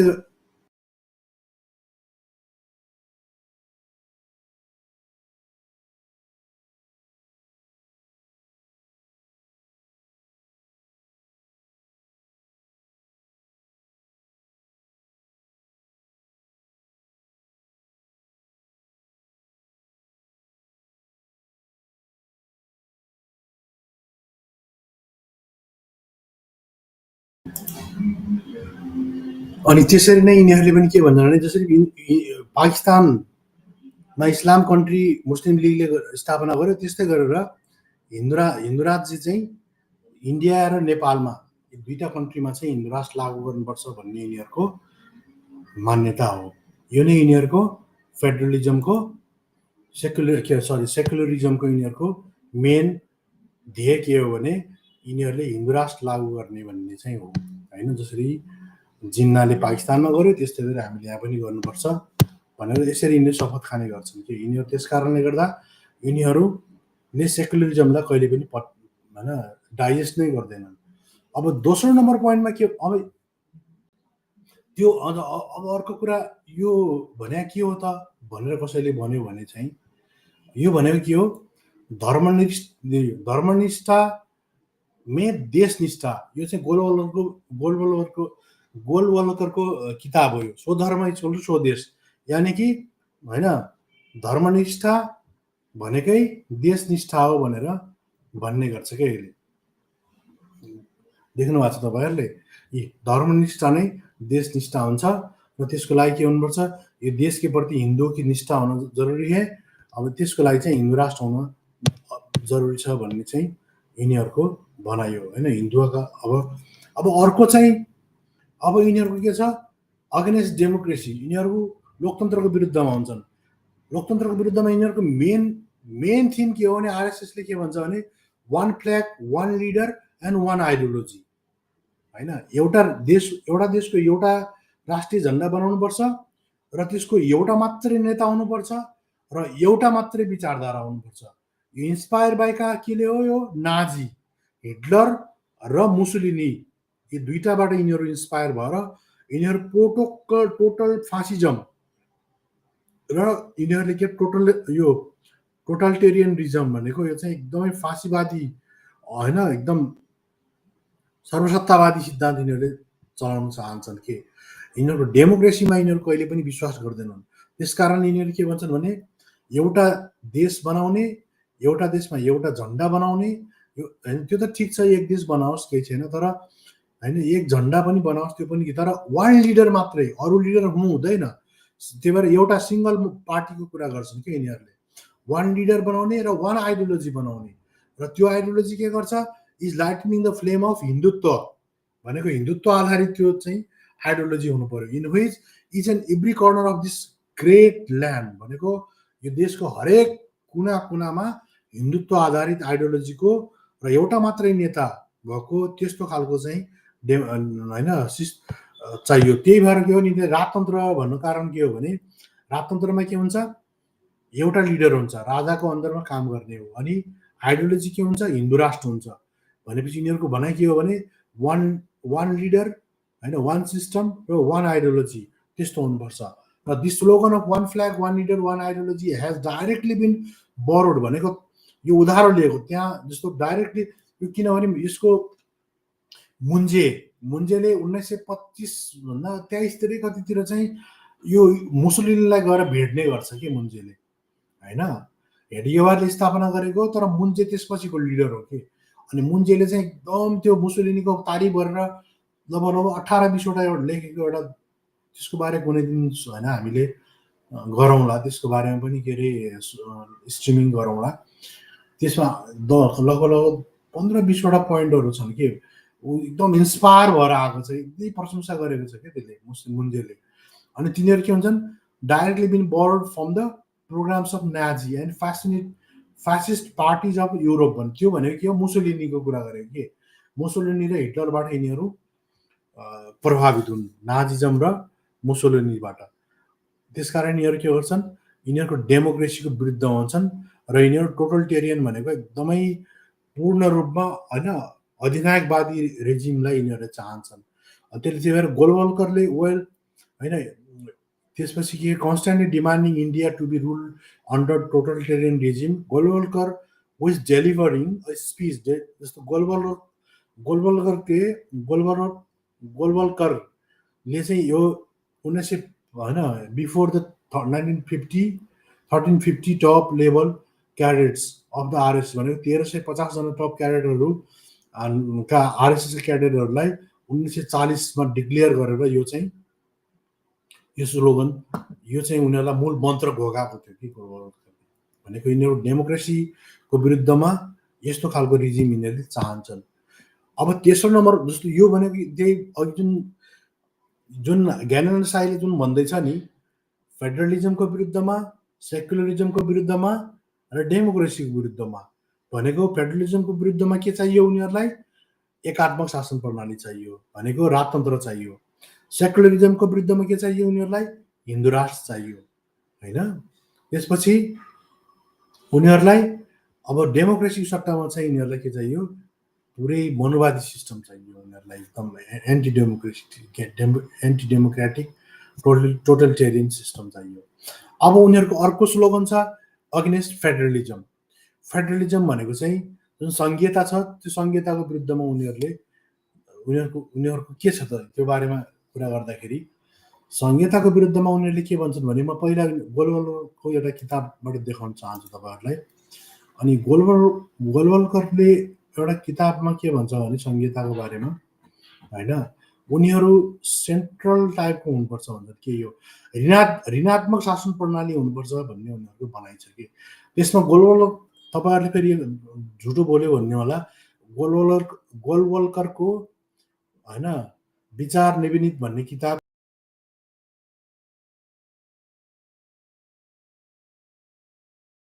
को 171 नम्बर पेजको होइन ऋणात्मक शासन प्रणाली भन्ने जुन सब हेडिङ छ त्यो देश एक समाज और एक राष्ट्र भनेको एउटा देश एउटा समाज र एक राष्ट्र त्यो समाज र त्यो राष्ट्र के हुनुपर्छ हिन्दुत्व आधारित हुनुपर्छ भन्ने उसको भनाइ छ।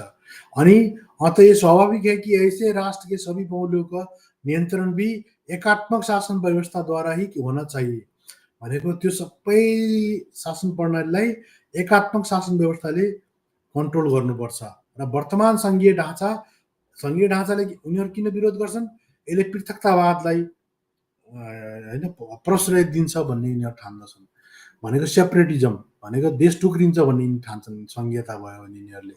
त्यसपछि पृथकतावादको उत्पन्न व पोषित करने वाला है एक प्रकार से ये राष्ट्रवाद के सत्यको नकार्ता है भनेको यिनीहरूको जुन हिन्दू राष्ट्रवाद छ त्यसलाई चाहिँ यसले स्वीकार्दैन भन्ने यिनीहरूले मान्दछन्। अनि अथवा विभाजक प्रवृत्तिका होता यसले विभाजन गर्छ देशलाई भन्छन् र यसको उपचार परामर्शक यसको उपचार हुन बहुत जरुरी छ र एकात्मक सरकारको स्थापना गर्न त्यसको उपचार भनेको के हो संविधानलाई संशोधन गरेर एकात्मक शासन व्यवस्था होइन लागू गर्न जरुरी छ र त्यही अनुसार मार्ग के रास्ता समस्त अवरोधको समाप्त भने त्यसको लागि सबै प्रकारको अवरोधहरूलाई समाप्त गर्न जरुरी छ भन्ने चाहिँ गोलवल्करको भनाइ छ यो होइन। अब त्यो भनेको के हो भने अहिले त्यसलाई एकदम मेटरलाइज गरेर हेरौँ है त भनेको यिनीहरू अगेन्स्ट फेडरलिजम भन्छन् RSS is also did against federal structure of the constitution again a basic feature of Indian polity भनेको यिनीहरू जहिले पनि के हुन्छन् संघीयताको विरुद्धमा हुने गर्छन् र गोलवल्कर which he sent to the first session of the National Integration Council in 1961 भनेको जसरी 1940 मा उनले चाहिँ अघि डेमोक्रेसीको विरुद्ध बोलेको थियो त्यस्तै 61 को विरुद्धमा 61 मा चाहिँ उनले फेडरलिजमको विरुद्धमा आफ्नो कुरा राखेको त्यसमा उनले के भनेको थियो भने गोलवल्करले today's federal form of government not only gives birth but also nourishes the feeling of separation भनेको अहिलेको जुन संघीयताको ढाँचाले होइन यसले सेपरेट भनेको पृथकतावादी फिल मात्रै ल्याउँदैन, त्यसलाई पोस्ने पनि गर्छ र refuses to recognise the fact of one nation, त्यसले एक नेसन हुन दिँदैन र डिस्ट्रोय इट भनेको एक नेसन बनाउने जुन प्रक्रिया हुन्छ त्यसलाई यसले डिस्ट्रोय गर्छ। इट मस्ट बी कम्प्लिटली अपरुटेड नै भन्छ कि हेर्नु न, अपरुटेड भनेको पुरै जरा निकालेर फाल्ने हो क्या, रुटबाट निकालेर फाल्ने। It must be completely uprooted constitution होइन, र त्यसपछि के गर्नु जरुरी छ, कन्स्टिट्युसनल प्युरिफाइड भनेको संविधान संशोधन गर्नु जरुरी छ, र युनिटरी फर्म अफ गभर्मेन्ट भनेको एउटा सङ्घीय ढाँचालाई ध्वस्त पारेर एउटा एकात्मक शासन व्यवस्था लागू गर्नु जरुरी छ। And it was the hatred for federalism that led the RSS to oppose the formation of Maharashtra. अनि त्यही आधारमा उनीहरूले के गरेको थियो भने महाराष्ट्र त पछि गुजरातबाट महाराष्ट्र बनेको हो नि त होइन, पहिला चाहिँ गुजरात र महाराष्ट्रसँगै थियो कि, अनि त्यसपछि महाराष्ट्र र गुजरात जब छुट्टिने कुरा आयो त्यसपछि चाहिँ उसले यो कुराहरू गरेको थियो र ऊ चाहिँ महाराष्ट्र छुट्टिने पक्षमा यिनीहरू थिएनन् कि होइन। अनि गोलवलकर ऊ एन्टी महाराष्ट्र फर्मेसन कन्फरेन्समा यो कुरा भनेको थियो उसले 1954 बम्बई कन्फरेन्समा। अनि त्यसमा के थियो, सेन्ट्रल रुल हुनुपर्छ भन्ने मान्थ्यो र from administrative point of view state should be administered territories भनेको स्टेटले टेरिटोरिजको मात्रै काम गर्नुपर्छ भन्ने टाइपको उसको सोचाइ थियो। त्यो के थियो, यो अघि मैले तपाईँलाई देखाएँ नि त्यहाँ होइन, के अरे यो विचार नवनीत भनेको बन्च अफ थट भन्ने किताब रिटन बाई गोलवलकरको। अनि यिनले के भन्छ भने द बाइबल अफ आरएसएस होइन, Bible of RSS the bunch of thought, नेपालका सबै राजनीतिक दल साधारण जनतादेखि लिएर हरेक मान्छेले बन्च अफ थट भन्ने किताब पढ्न जरुरी छ आरएसएसलाई बुझ्नलाई। र यहाँका यिनी भरौटे ज्ञानेन्द्र साई, दुर्गा परसाई होइनदेखि लिएर रापरपा, अरोटे भरौटे, राजाको तलुवा चाट्ने सबलाई जानलाई यिनीहरूको मेन आइडियोलोजी के हो, यही बन्च अफ थट भन्ने किताब होइन, बाइबल अफ आरएसएस हो। यो किताब पढ्यो भने बल्ल बुझिन्छ कि यिनीहरू कहाँबाट कसरी कोबाट परिचालित छन् भन्ने कुरा हामीले बल्ल त्यसपछि बुझ्न सक्छौँ होइन। अनि त्यस कारणले गर्दाखेरि हामीले यो चिजलाई बिल्कुल तरिकाले बुझ्न जरुरी छ। यसमा के उसले के भन्छ भने होइन, अनि has an exclusive chapter titled wanted a unitary state भनेको एउटा सिंगल स्टेट हुनुपर्छ while presenting the substitute to the federal setup of the India has होइन as he writes। अनि त्यसपछि उसले के भन्छ, उसको मेन थिम के हुन्छ भने the most important and effective step will be to be very deep for good all talk of a federal structure of our country's constitution to sweep away the existence of all autonomous and semi-autonomous state within the one state that is Bharat. अघि त्यो केटाले त्यो भाइले ढाँट्दै थियो कि भारत होइन यो के भनेर झुट बोल्दै थियो नि। यिनीहरूले के भने त्यो भनेको भारत भनेको के हो, यही अघि मैले तपाईँलाई फोटोमा देखाएँ नि, जम्बुद्वीपवाला छ नि, यिनीहरू यो एरियालाई पुरै एउटै बनाउन चाहन्छन् के होइन, त्यसैलाई यिनीहरूले भारत भन्छन्। यिनीहरूले proclaim one country one state one legislature one executive भनेको अघि भने नि होइन, त्यो दुईटाको मिक्सर मान्नुहोस् तपाईँको। वान कन्ट्री एउटा देश एउटा स्टेट, अनि एउटा चाहिँ राष्ट्र प्रमुख, सरकार प्रमुख पनि त्यही, राष्ट्र प्रमुख पनि त्यही भनेको राजा। नेपालको कन्टेस्टमा राजतन्त्र चाहियो यिनीहरूलाई, इन्डिया कन्टेस्टमा राष्ट्रपतिलाई पुरै गर्ने अनि त्यसपछि चुनाव नगर्ने।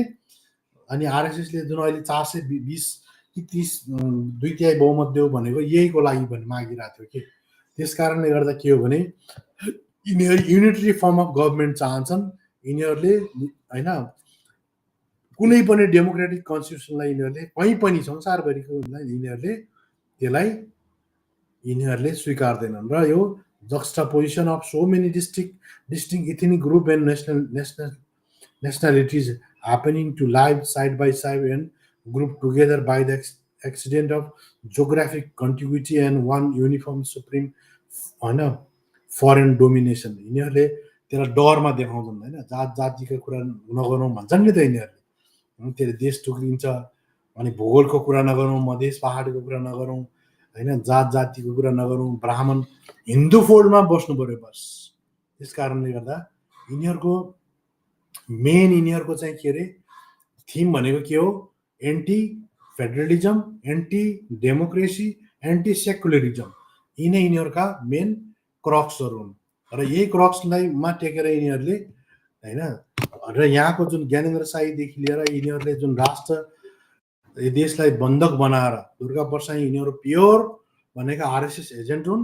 र यिनीहरूको उद्देश्य भनेको इन्डियाकै आरएसएसको होइन विचार नवर्णित भनेको गोरवलरको र सावरकरको एउटा हिन्दुत्व भन्ने किताब पनि छ। उसले त अझ के भन्छ भने सावरकरको त्यसको पनि कुनै दिन समीक्षा गर्नु होला।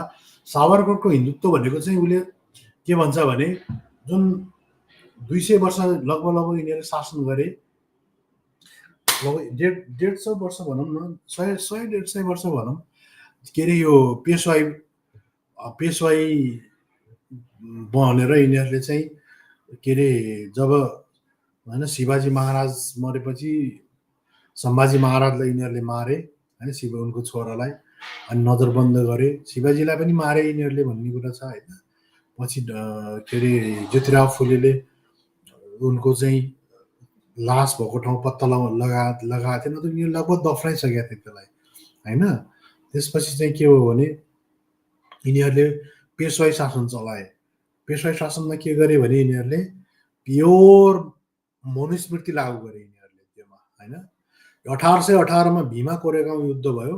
त्यसमा 500 महार भनेको दलितहरूले 28,000 यिनी मनुवादी सेनालाई ध्वस्त पारे, धुलो पारे एक रातमा। पानी पनि पिउन दिएनन् यिनीहरूले। र जहिले पनि जनवरी 1 भीमा कोरेगाउँ स्तम्भमा चाहिँ दलितहरू जम्मा हुने गर्छन् कि त्यो प्राइड फिल गर्ने गर्छन्, ताकि त्यो प्राइड फिल उनीहरूले के गर्छन् भने त्यो चाहिँ ध्वस्त पारेको एउटा प्राउड फिल गर्ने गर्छन् र त्यसलाई चाहिँ जहिले पनि सेलिब्रेट गर्ने गर्छन् जनवरी 1 र त्यसै बेलामा चाहिँ अब यो 2000 कति हो 15-16 तिर हो के हो के कति कहिले हो यो, जब होइन त्यहाँ धेरैलाई यो अहिले पनि सम्म जेलमा हालिरहेछ कि यो अर्बन नक्सल भनेर होइन, वामपन्थी बुद्धिजीवीहरूलाई महाराष्ट्रका यस्तो खालको चाहिँ यिनीहरू निरङ्कुश मान्छेहरू हुन् कि यिनीहरूमा कहिले पनि डेमोक्रेसीप्रति यिनीहरू उदार हुँदैनन्। त्यस कारणले यिनीहरूप्रति कोही एकदम होइन भक्तिभाव राख्नु, यिनीहरू गोड्सेवादी मान्छे हुन्, नाथुराम गोड्सेका सन्तान हुन् यिनीहरू। यिनीहरूसँग त्यस्तो खालको मोरालिटी, लोयल्टी, डेमोक्रेसीप्रति खोज्नुपर्ने होइन, मानव अधिकारको सङ्घ गर्नुपर्ने केही जरुरी। यिनीहरू आफै जब डेमोक्रेसी सिस्टमलाई मान्दैन भने यिनीसँग के मानव अधिकारको नाटक गर्नु पर्यो यार होइन। होइन सरी भोइस सुनिएन, भोइस त आइरहेछ त हो। कुनै साथीहरू होइन आउनु चाहनुहुन्छ भने तपाईँहरू आउनु सक्नुहुनेछ। तपाईँहरू मसँग जोडिनुहोस् आज होइन, म तपाईँहरूलाई जोड्छु। बरु छोटो मिठो गफ गरौँला, तपाईँहरू आउनुहोस् होइन। बकाइदा यतातिर देखाएकै छैन हो। यदि तपाईँ मेसेन्जरमा पनि कल गर्न सक्नुहुन्छ। यदि तपाईँले त्यो चाहिँ छैन भने मेसेन्जरमा कल गर्नुभयो भने पनि होइन, बकाइदा मेसेन्जरमा कल गर्नुभयो भने पनि तपाईँको केही मिनट है। केबीजीले म त आइसकेँ सर भन्दैछन्। एकचोटि आएको भए म लिन्छु, यहीँबाट फोन गरेर लिन्छु नि त, केही छैन होइन। सुरुमा केही छैन त हो नि, पछि सिक्दै जाला। धेरै साथीहरूलाई जोडिने तरिका थाहा छैन कि, त्यसले गर्दाखेरि पनि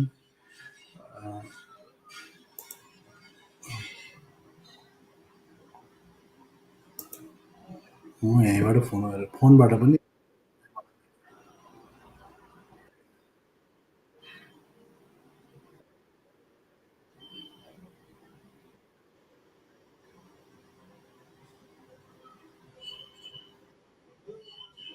हेलो नमस्कार सन्चै हुनुहुन्छ? उतातिर जोडिन तपाईँलाई गाह्रो भयो हो, अलिकति समस्या भयो? तपाईँको ठिकै छ। म यो जुन तपाईँ र मैले सुन्नु न, यदि हामीले यहीबाट गफ गऱ्यौँ भने पनि रेकर्ड भइहाल्छ। तर यति मात्रै हो कि योबाट गर्दाखेरि तपाईँको त्यहाँ भयो भने तपाईँलाई मैले डाइरेक्ट लिन्थेँ होइन, इन्जोय मजा, तपाईँलाई पनि मजा आउँथ्यो कि। अब त्यो तपाईँले त्यसमा क्लिक गर्नु त, त्यसमा भएन भने यसमा पनि हामी जोडिने कुरा गर्न सक्छौँ, त्यसमा केही छैन। एकचोटि क्लिक गर्नु त, क्लिक गरेर हेर्नु, त्यसपछि इन्टर द रुममा जानु, इन्टर द रुममा गएर जानुभयो भने यहाँ देखाइहाल्छ, अनि म तपाईँलाई उताबाट पनि लिन सक्छु। ट्राई गर्नुहोस्, भएन भने यहीबाट पनि गफ गरौँला, केही छैन।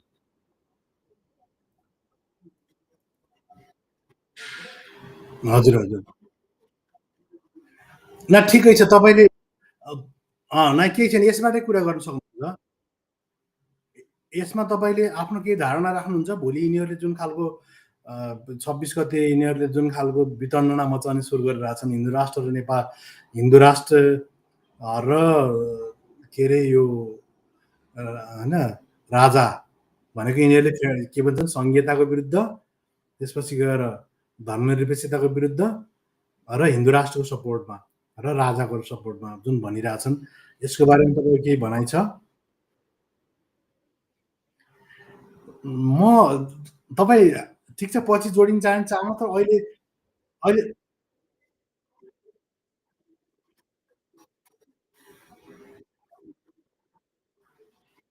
अँ, ए ए ए, हजुर हजुर। आधा घन्टासम्म त म खै हुन्छु हुँदैन, अब साथीहरू जोडिए भने होइन इङ्गेज हुन सकिन्छ। त्यस कारणले कति साथीहरूलाई के छ भने, हजुर, त्योमा साउन्ड त हाम्रो रेकर्ड भइहाल्छ त्योमा होइन। उतातिर भयो भने के हुन्छ भने, तपाईँको उतातिर भयो भने उता, ल ल, ए ल ल, यसो गर्नु नि त, यो तपाईँको सुन्नु न, यो सुन्नु, तपाईँ 2 मिनट आफ्नो धारणा यसको बारे राख्नुहोस्, अनि पछि अरू डिटेल गरौँला।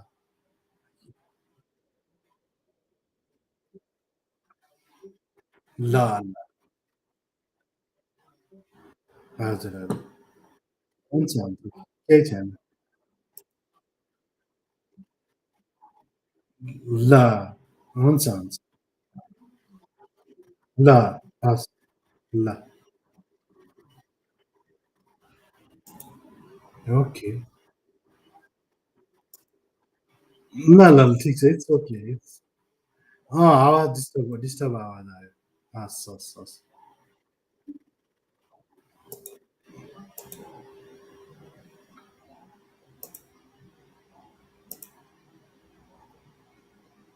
अरू पनि साथीहरू कोही जोडिन चाहनुहुन्छ भने तपाईँ जोडिन सक्नुहुनेछ, यसमा केही छैन होइन, आफ्नो कुराहरू राख्न सक्नुहुनेछ।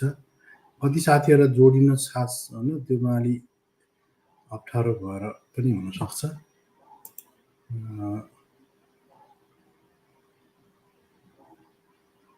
त्यस कारणले गर्दाखेरि 1 मिनेट,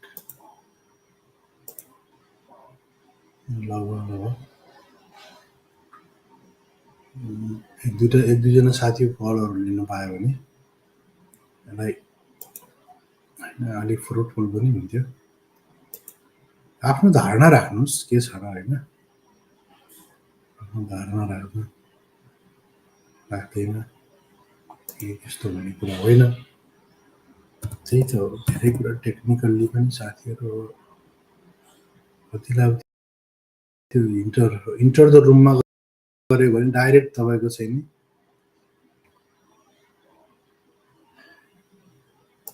त्यस कारणले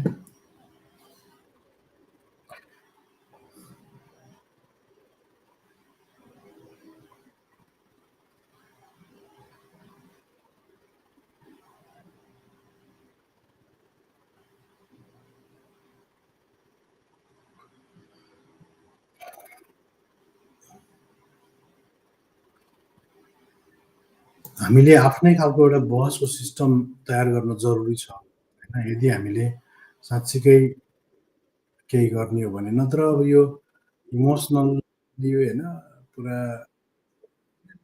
हामीलाई युज मात्रै गर्ने गर्छ, एक्सनरी तरिकाले चाहिँ। गर्न सकिएन भने कारणले हामीले चाहिँ जहिले पनि यी चिजलाई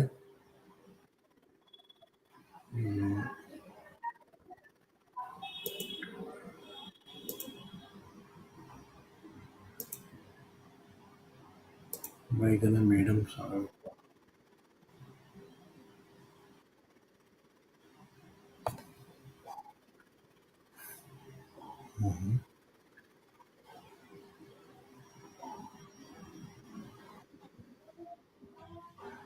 हेलो तपाईँलाई मैले लाइभमा जोडेको छु म्याडम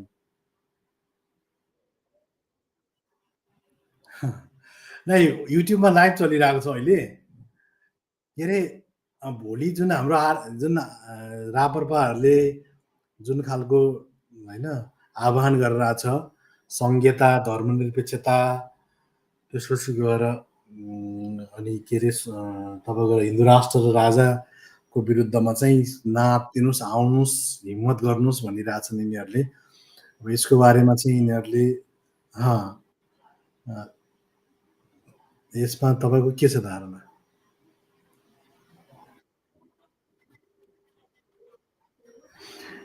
भोलि जुन हामीले आज लाइभ स्ट्रिमिङमा चाहिँ के थियो भने जुन आरएसएसले तपाईँको नेपाललाई जुन खालको मणिपुर बनाउने कोसिस गरिरहेको छ होइन जुन धार्मिक दङ्गामा जसरी हाल्ने कोसिस गरिरहेको छ र त्यही अनुसार भोलि यिनीहरूले फेरि अर्को दुर्गा पठाएको जस्तै वितान्न मचाउने हिसाबले धर्मनिरपेक्षता सङ्घीयता लोकतन्त्रको विरुद्धमा होइन हिन्दू राष्ट्र र राजालाई चाहिँ यिनीहरू अनि यसको चाहिँ के छ तपाईँको धारणा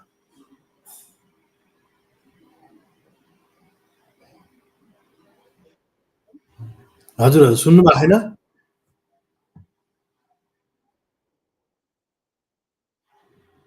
हो र मैले त राम्रो सुनिरहेको छु नेटवर्क छैन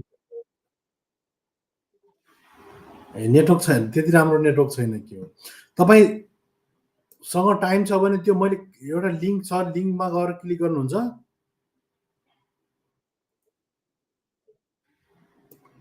त्योमा तपाईँले जस्ट क्लिक गरेर इन्टर द रुममा जानुभयो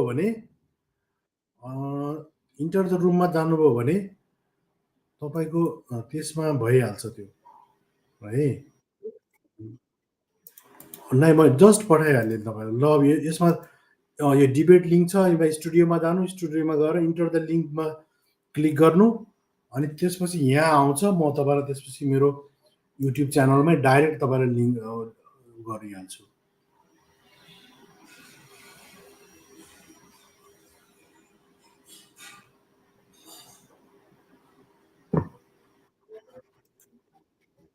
हो अनि इन्टर द जोइन अब इन्टरमा जानुहोस् तल अनि माइक र उसलाई माइक नाम गर्नु अनि माइक लगाएर उसलाई अलाउ गर्नुहोस् एलाउ गरेपछि अनि क्लिक गरेर यहाँ देखाउँछ यहाँ देखाएपछि म तपाईँलाई जोइन गरिहाल्छु त्यसपछि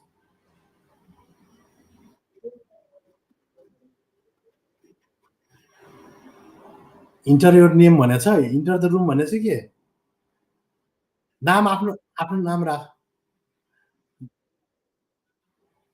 नाम इन्टर गर्नु न आफ्नो नाम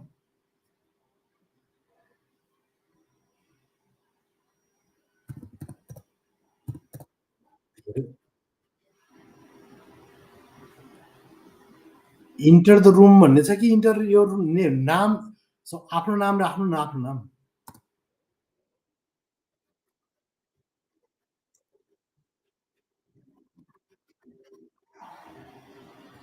के रिङिरहेको छ गोल गोल घुम्छ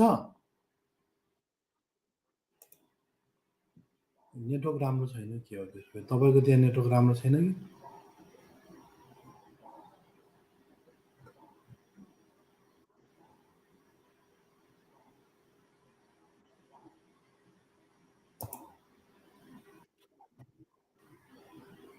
त्यसपछि इन्टर द रुम जानुभयो ए कति पनि चलेन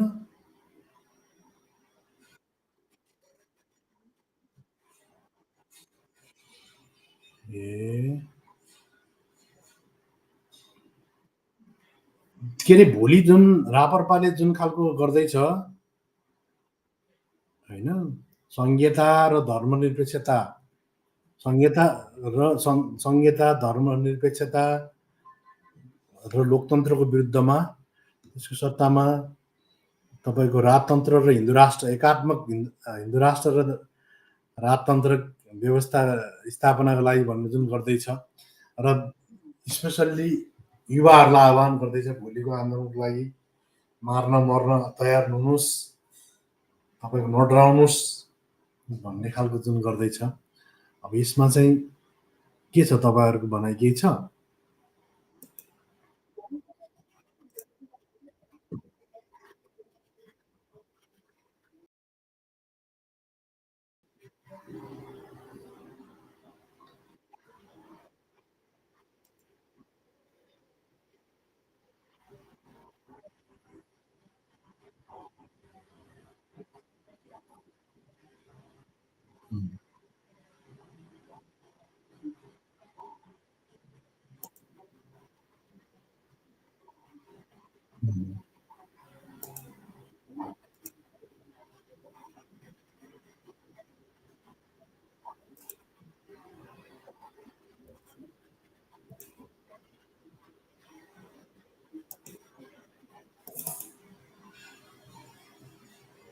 त्यही त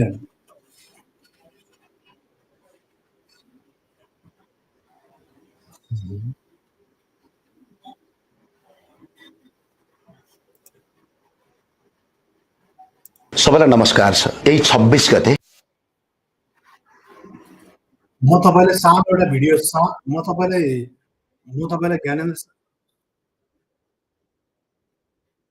म त सुन म्याडम, तपाईँलाई म एउटा सानो भिडियो क्लिप सुनाउँछु है। जस्ट यो चाहिँ तपाईँको एक मिनट एराउन्डको पनि छैन। ज्ञानेन्द्र साईले आफ्नो अफिसियल पेजबाट होइन आह्वान गरेको एउटा भिडियो तपाईँ सुन्नुहोस् है त, त्यसपछि प्रतिक्रिया दिनुहोस्। राष्ट्रिय झण्डा सहितमा उपस्थितका लागि हामी अपिल गर्छौँ र राष्ट्रवादी साथीहरू विशेष गरेर 4वटा मुद्दा।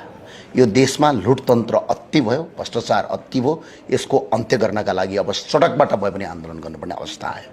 त्यसका लागि र दोस्रो कुरा, यो देशमा प्रदेश खारेज गर्नका लागि। तेस्रो कुरा, यो देशमा हिन्दू बुद्ध सहितको वैदिक सनातन हिन्दू राष्ट्र स्थापना, राजा सहितको प्रजातन्त्रका लागि हामीले उपस्थितका लागि अपिल गर्छौँ। र अर्को कुरा, कोही पनि नडराउनुहोस्, डराउनु पर्ने कुनै आवश्यकता छैन, कुनै होइन होइन, तपाईँ मैले बुझिसकेँ, तपाईँको डिस्टर्ब होइन। यो एकैछिन है त, मैले यसलाई एकैछिन ल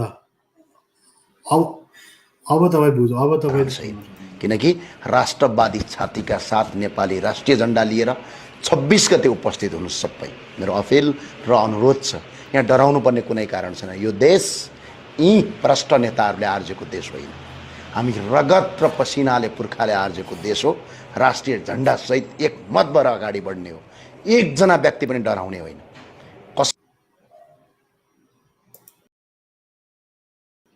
भन्नुहुन्छ तपाईँले? सबैलाई नमस्कार छ। यही 26 गते राष्ट्रिय झण्डा सहितमा उपस्थितका लागि हामी अपिल गर्छौँ र राष्ट्रवादी साथीहरू विशेष गरेर 4वटा मुद्दा। यो देशमा लुटतन्त्र अति भयो, भ्रष्टाचार अति भयो, यसको अन्त्य गर्नका लागि अब सडकबाट भए पनि आन्दोलन गर्नुपर्ने अवस्था आयो।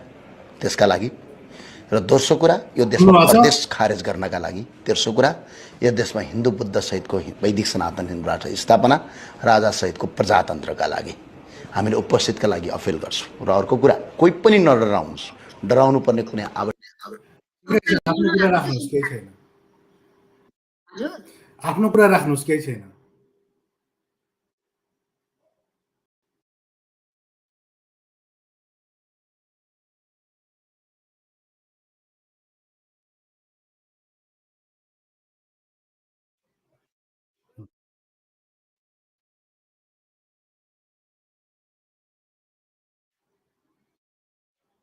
हजुर हजुर,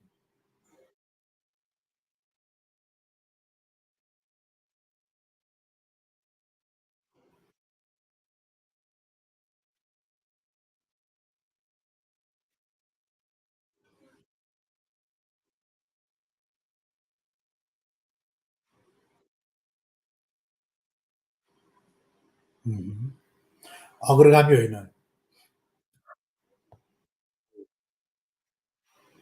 बिल्कुल।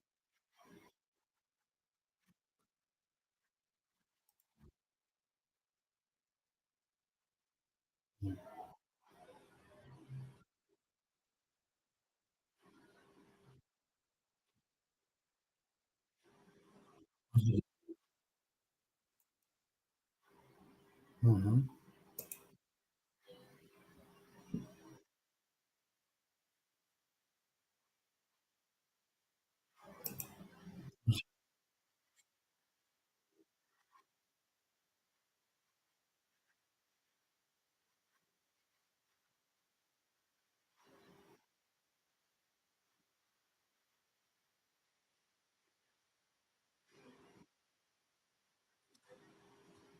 अनि तपाईँको के अरे धेरैजसो यसमा लपेटिने त दलित जनजातीय युवाहरू नै बढी लपेटिन्छन् होइन?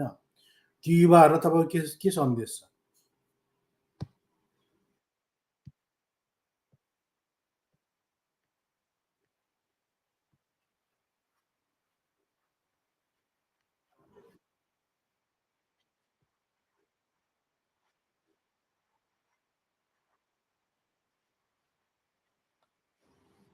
हजुर।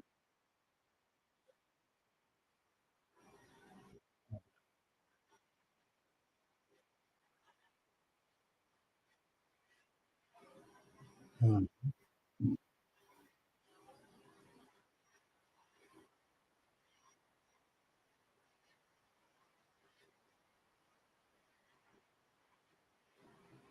हुँ,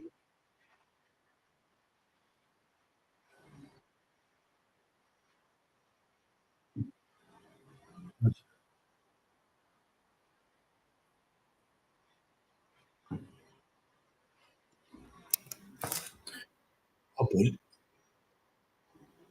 अब भोलिको दिनमा तपाईँको भोलिको दिनमा त तपाईँको धर्मतान्त्रिक समाज जब निर्माण हुन्छ, त्यो हिन्दू राष्ट्र भनेको त धर्मतान्त्रिक हो। धर्मतान्त्रिक भनेको त तपाईँको के हो भने, जुन धार्मिक संविधान नै देशको संविधान हुनुपर्छ भनेको हो। त्यो धार्मिक संविधान नै देशको संविधान भयो भने त तपाईँको चाहिँ नि मनुस्मृति वा जुनसुकै स्मृति, पराशर स्मृतिदेखि लिएर वा जङ्गबहादुरको मुलुकियनकै स्टाइलमा अब आउने हिन्दू राष्ट्र भनेको त्यो ४७ सालको संविधान जस्तो हुँदैन के। अब आरएसएसको डाइरेक्ट निगरानीमा आउने हो यो अबको हिन्दू राष्ट्र भनेको। It is controlled by directly RSS, किनभने जस्तो दुर्गा प्रसाईलाई केही भयो भागेर ऊ लुकेर अहिले उत्तर प्रदेशमा तपाईँको चाहिँ योगीकै शरणमा गएर लुकिरहेछ। यिनीहरू सबै यिनीहरू आरएसएसकै रिमोटबाट चलिरहेछन्। अब तपाईँ यहाँ जोडिनु भएन, मसँग अर्को मैले एउटा अर्को फोटो पनि राखेको छु। यो चाहिँ तपाईँको यसमा हिन्दू राष्ट्रिय होइन स्वयंसेवक सङ्घ भन्ने छ। नेपालमा त्यसको ब्रान्च, आरएसएसको ब्रान्च। बकाइदा तिनीहरूलाई ओथ भनेको तिनीहरूलाई प्रतिज्ञा लिइरहेछन् तिनीहरूले। त्यसपछि अर्को एउटा भिडियो पनि मैले अघि भर्खर मैले सुनाएँ तपाईँले यो भिडियो यो तपाईँलाई यो भिडियो चाहिँ मैले पठाएँ होइन, हाम्रो युट्युब च्यानलमा जानुभयो भने तपाईँ देख्नुहुन्छ। एउटा आरएसएस भाइले भन्दैछ कि म चाहिँ आरएसएसको मेम्बर हो, डाइरेक्ट उसले भनिरहेछ कि म चाहिँ यहाँको होइन प्रभारी हो र हाम्रो उद्देश्य यस्तो-यस्तो हो भनेर भनिरहेछन्। त्यसकारणले अब यिनीहरूको जुन खालको जस्तो विश्व हिन्दू महासङ्घ होइन, गौरक्षा सङ्घ, यो सङ्घ, त्यो सङ्घ जुन खालको छ, यो सबै यसको मदर अर्गनाइजेसन भनेको आरएसएस हो। कारणले अब आउने हिन्दू राष्ट्र भनेको यो आरएसएसको मोडालिटीमा आउँछ। त्यो भनेको दलित, जनजाति, शूद्र, महिला तिनको लागि यो नर्क हो।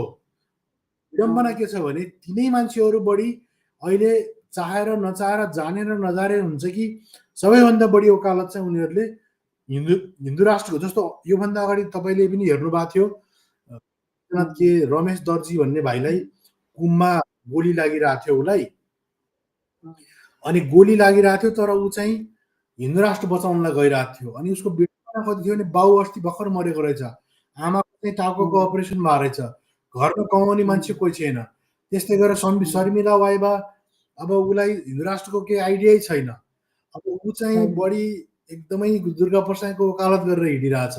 त्यस्तै अब त्यो झाँक्री एकजना झाँक्री छ, तिनी धेरै मान्छेहरू होइन यो उनीहरूलाई थाहा पाएर नथाहा पाएर हुन्छ कि यिनीहरू त्यसरी लपेटमा परिरहेछन् के भनेको एकदम सुसाइडल एट्रिम जस्तै भयो नि त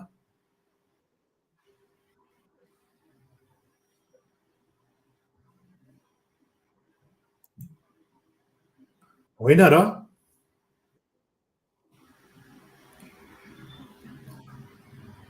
त्यस कारणले गर्दा अब यो चिजबाट खास अब यो चिजलाई तोड्नको लागि जस्तो अर्को कुरा अर्को विडम्बना के छ भने नेपालका जुन मेजर राजनीतिक होइन सङ्घ संस्थाहरू या सामाजिक सङ्घ संस्थाहरू उनीहरूले आरएसएसको बारेमा कुरै गर्दैनन् के जबकि रिमोट उसको हातमा छ र नेपालको समस्या पुँजीवाद मात्रै होइन कि नेपालको समस्या भनेको पुँजीवाद मात्रै होइन यो ब्राह्मणवाद पनि हो मनुवाद र ब्राह्मणवाद एउटै हो होइन र पुँजीवाद ब्राह्मणवाद र पुँजीवाद यी दुइटै नेपाली समाज या साउथ एसियन समाजका ठुला दुश्मन हुन् तर यहाँ के भयो भने अब जो वामपन्थी भन्ने आफूलाई वामपन्थी या मार्क्सवादी भन्नेहरू चाहिँ पुँजीवाद लाई नै बढी फोकस गर्ने अनि आर्थिक रूपमा समान भयो भने अरू त अटोमेटिकल्ली जुन मार्क्सले भनेको छ नि अटोमेटिकल्ली भनेको छ कि मार्क्सले त्यही स्वतः चाहिँ अरू चाहिँ भइहाल्छ बेस र सुपर स्ट्रक्चर मोडलमा भन्ने गर्छन् त्यो त झनै खतरनाक भइरहेछ होइन र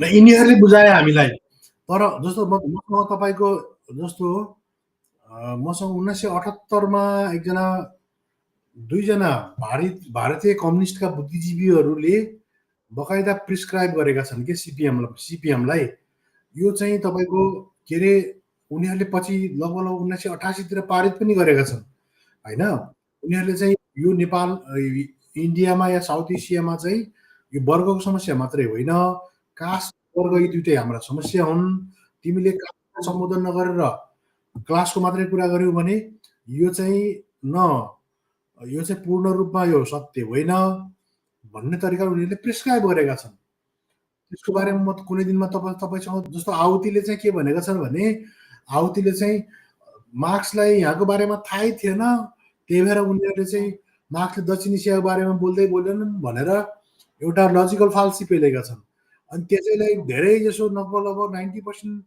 वामपन्थीहरूले चाहिँ हो भनेर प्राइमेरी सोर्सहरू चेकै नगरेर त्यो टाइपले भनेका छन् तर त्यसो होइन मार्क्सको तपाईँको एउटा ब्रिटिस इन्डिया भन्ने एउटा लेख छ कि त्यसमा उनले चाहिँ उनले पनि भनेका छन् पछि उनले माफी पनि मागेका छन् मैले त्यो चिज गर्न सकेन भनेर उनका अरूहरूले पनि समालोचकहरूले मार्क्सले यो चाहिँ आत्मसमीक्षा गरेपछि भन्ने टाइपको लेखेको पनि छन् तर उनले के भनेको छ भने जब रेलवे सिस्टमहरू रेलवेको कनेक्टिभिटी बढ्छ कनेक्टिभिटी बढेपछि एकदम पुँजीवाद एग्रेसिभली गाउँ गाउँ जान्छ सामान्यवाद ध्वस्त हुन्छ अनि त्यो भयो भने चाहिँ यहाँको जो उनले चाहिँ के भनेका छन् भने एउटा जस्तो गाउँको इकोनोमी भनेको छ नि होइन अनि त्यो इकोनोमी ध्वस्त हुन्छ र पुँजीवाद ध्वस्त भएर सामन्तवाद सँगसँगै के अरे सामन्तवाद यहाँको ध्वस्त चाहिँ हजुर हजुर त्यस्तो भनेका छन्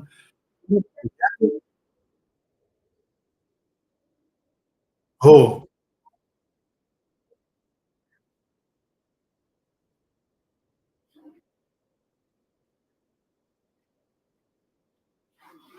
नै उनले साउथ एसियाको कन्टेक्स्टमा पनि त्यही थ्योरी पेलेर उनले उनले भनेका छन् तर त्यो चाहिँ यहाँ भएन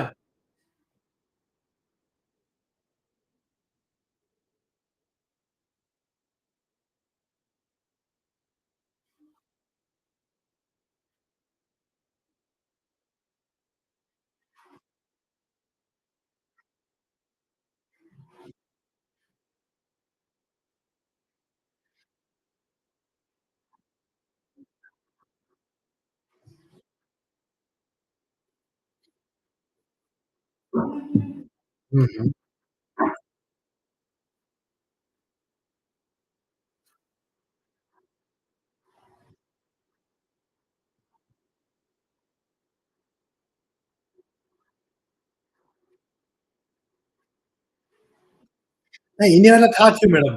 यिनीहरूलाई यो बारेमा थाहा थियो, तर के भने यदि यिनीहरूले त्यो जस्तो यहाँको समस्या कास्ट पनि हो भन्ने बित्तिकै कास्ट प्रिभिलेज यिनीहरूले खाइपाएको जुन प्रिभिलेज छ, त्यसको बारेमा लड्नुपर्ने हुन्छ। होइन, ब्राह्मणवादको पनि समस्या छ भन्ने बित्तिकै त यिनीहरू आफ्नो विरुद्धमा आफै लड्नुपर्ने हुन्छ के। त्यो गर्न यिनीहरूलाई आफूले खाइपाएको समस्यालाई यिनीहरूले त्यसको विरुद्धमा लड्न चाहेनन्। आफ्नो प्रिभिलेजलाई जोगाउँदै किनकि अब जो मान्छे चोर हो, चोर्ने मान्छे नै त्यसको नेता बनेपछि त चोर्ने कामलाई गैर कानुनी हो त भन्दैन नि त। त्यसो हो।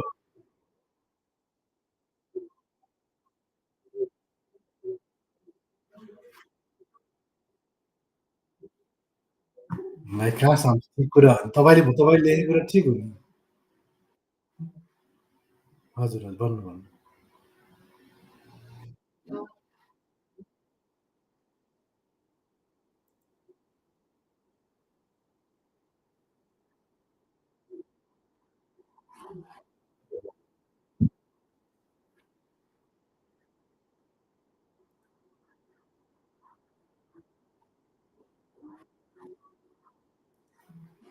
हजुर, हजुर।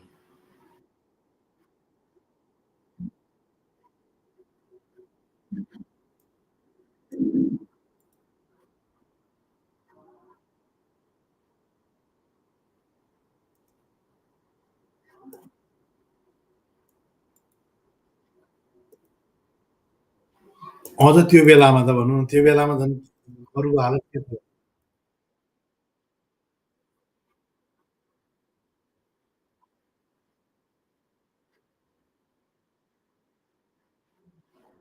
हजुर।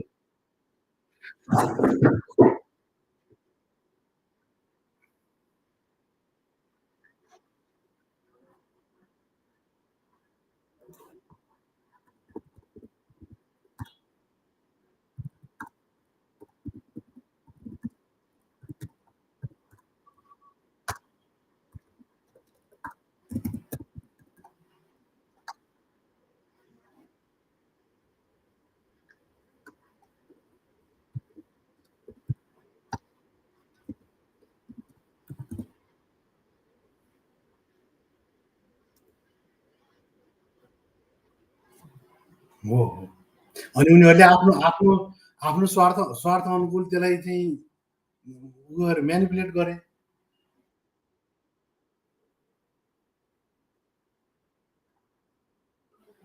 बिल्कुल, बिल्कुल।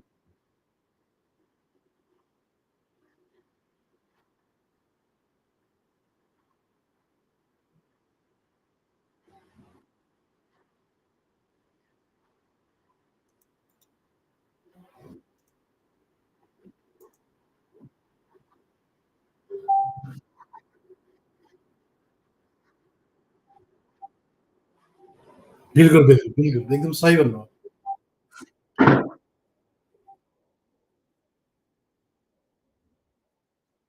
बिल्कुल।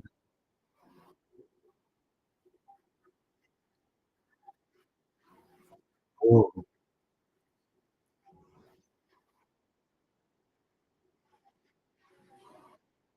पहिचान भनेको त टुल्स हो नि तपाईँको। त्यो त पहिचान भनेको त त्यो त टुल्स हो। होइन, साधन हो, साध्य त होइन नि त। साध्य भनेको त तपाईँको हजुर, हजुर। जस्तो पहिचान भनेको त त्यो त टुल्स हो, होइन? साधन हो। त्यो साध्य होइन। साध्य भनेको त के हो भने कुनै सबै प्रकारको शोषणको अन्त्य गर्ने हो। आर्थिक, सामाजिक, सांस्कृतिक, राजनैतिक, होइन? हरेक प्रकारको शोषणको अन्त्य, त्यो हाम्रो अन्तिम लक्ष्य हो। र त्यसको कसरी त बाइ अब त्यो टुल्स, होइन? जस्तो त्यो अब त्यो टुल्सहरू के हुन्छन्? जनजाति, आदिवासी, होइन, दलित, यिनीहरू त सबै के हो भने लड्नको लागि एउटा आइडेन्टिटी हो, जस्ट एउटा आइडेन्टिटी, होइन? त्यो भनेको पहिचान हो, आइडेन्टिटी हो। तर त्यसले त्यो इमोसनल हुन्छ त्यो। त्यसले सबैलाई एकैचोटि जोडेर सधैँभरि राख्न सक्दैन कि इमोसनल इमोसनल एजेन्डाहरूले सबैलाई जोड्न सक्छ। जस्तो दलितहरूको के छ? जब पिटाइ खान्छन् त्यतिखेर दलित, दलित, दलित गर्छन्। अनि अरू बेलामा के गर्छन्? रसाइली समाज, होइन, चमार समाज, त्यसपछि गएर विश्वकर्मा समाज, होइन, त्यसपछि अनि अनेक आफ्ना आफ्ना खोलमा लुक्न थालिहाल्छन् के। त्यसरी त हुँदैन नि त। यसलाई त ओपन अप गर्नु पर्यो। भन्न खोजेको के कुरा भने तपाईँले जुन भन्दै हुनुहुन्छ त्यसलाई समर्थन गर्दै अझ थप कुरा के भन्न चाहन्छु भने समाजमा 3 प्रकारका पुँजी हुन्छन्। एउटा सामाजिक पुँजी हुन्छ, एउटा सांस्कृतिक पुँजी हुन्छ, एउटा आर्थिक पुँजी हुन्छ। होइन? यो चाहिँ तपाईँले फ्रान्सेली एउटा समाजशास्त्री होइन, फादर अफ मोडर्न सोसियोलोजिस्ट भन्छन् उनलाई, बोर्दु, BOURDUE, बोर्द्यू होइन। उनले के भन्छन् भने सोसियल जस्तो तपाईँले 3 रुपियाँ मान्नुहोस्, एउटा आर्थिक पुँजी 1 रुपियाँ, सामाजिक पुँजी अर्को 1 रुपियाँ, सांस्कृतिक पुँजी अर्को 1 रुपियाँ, यी 3टा पुँजी हुन्छन्। मार्क्सले के भन्यो भने आर्थिक पुँजी हुने बित्तिकै 2टा स्वतः भइहाल्छन् भन्यो होइन। अनि ग्राम्सीले के भन्यो भने जस्तो ग्राम्सीले चाहिँ आर्थिक मात्रै भएर हुँदैन, समाजलाई कन्ट्रोल गर्ने भनेको सांस्कृतिक चिज पनि हुन्छ। त्यसले फोर्स प्रयोग गर्दैन, त्यसले मान्छेको दिमागलाई कन्ट्रोल गर्छ। अनि उनले के भन्यो भने हेजेमोनीको कुरा कन्सेप्ट ल्याए। उनले के भने उनले कल्चरल एन्ड आइडियोलोजिकल हेजेमोनी हुन्छ। त्यो हेजेमोनीको कारणले गर्दाखेरि समाजका 2टा सोसाइटी हुन्छन्, एउटा पोलिटिकल सोसाइटी हुन्छ, एउटा सोसियल होइन सिभिल सोसाइटी हुन्छ। पोलिटिकल सोसाइटीले फोर्स प्रयोग गरेर मान्छेलाई कन्ट्रोल गर्छ, त्यो भनेको पुलिस, प्रशासन, अदालत होइन। अनि त्यसपछि गएर सरकार, सत्ता, यो पोलिटिकल सोसाइटी हो। अर्को हुन्छ सिभिल सोसाइटी हुन्छ। सिभिल सोसाइटीले बल प्रयोग गर्दैन होइन। सिभिल सोसाइटीले चाहिँ के गर्छ, उसले चाहिँ बल प्रयोग नगरेर उनीहरूको जस्तो भनौँ न कल्चर मार्फत, धर्म, रिलिजन, कल्चर, यसले मान्छेलाई दिमाग ह्याङ गरिदिन्छ, मानसिक गुलाम बन्छ। जस्तो दलितहरूलाई के छ, पिटाइ त्यत्रो पिटाइ खाँदा पनि मन्दिर जान्छु कि जान्छु भनिरहेछन् अहिलेसम्म के। तर त्यो उनलाई गोदाइ खाँदा पनि उनलाई जानै पर्ने त्यो त्यो धार्मिक दासता छँदैछ, तर मानसिक दासता र धार्मिक दासता यस्तो भयो कि उनीहरूलाई त्यो भगवानको नाममा चाहिँ उनीहरूलाई त्यो जानै पर्ने स्थिति छ कि। जस्तो उठाइ खाँदा पनि मान्छे जाने स्थिति छ के। किनभने नेपालमा जस्तो दलितहरूलाई जबरजस्ती, जस्तो ब्ल्याकहरूलाई के गर्यो भने व्हाइटहरूले साङ्लोमा बाँधेर फिजिकल्ली एसल्ट गरेर उनीहरूले शारीरिक रूपमा गुलाम बनाए। तर यहाँ के गर्यो भने दलितहरूलाई कसैले साङ्लोमा पनि बाँधेन, ओपनै राखिदियो। अहिलेको कन्सेप्टमा हिजोको तपाईँको पेसाईको पालामा उनीहरूले अगाडिपट्टि मट्का राखिदिए, पछाडिपट्टि झाडु बाँधिदिए, त्यो अलग थियो आजभन्दा 200-250 वर्ष अगाडि।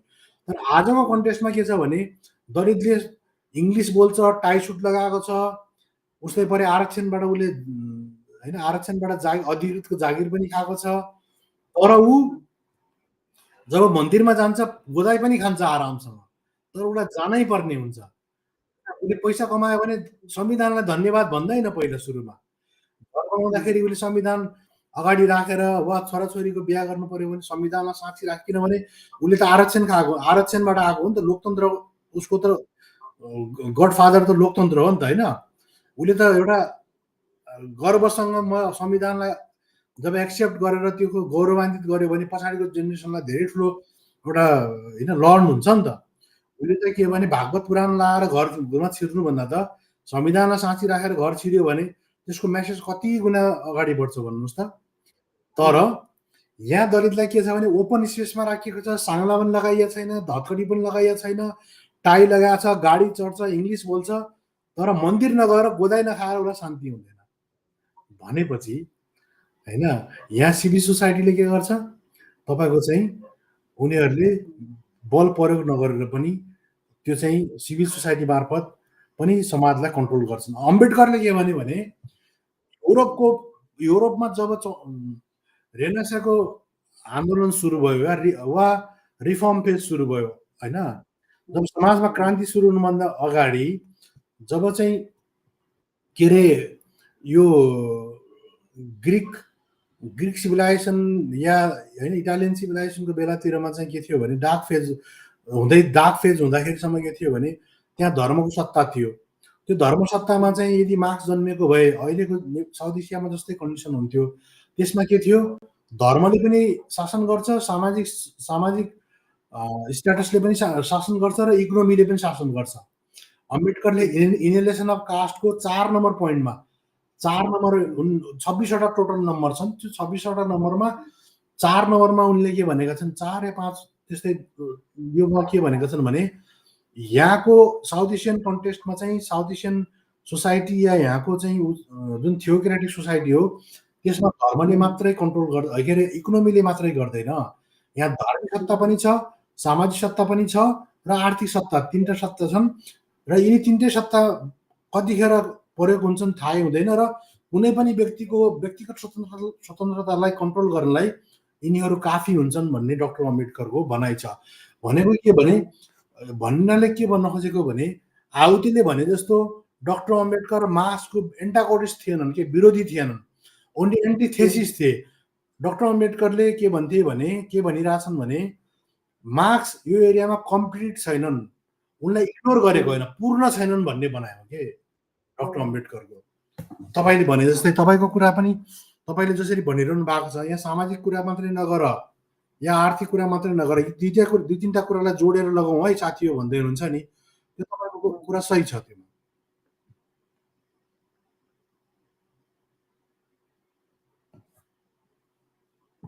हजुर हजुर भन्नुहोस्। हजुर सुनिरहेको छु, भन्नुहोस्।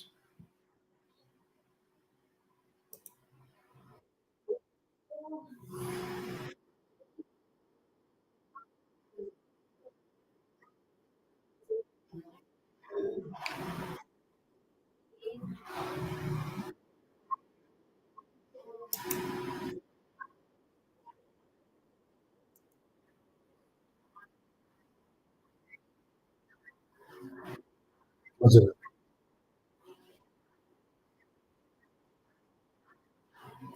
हजुर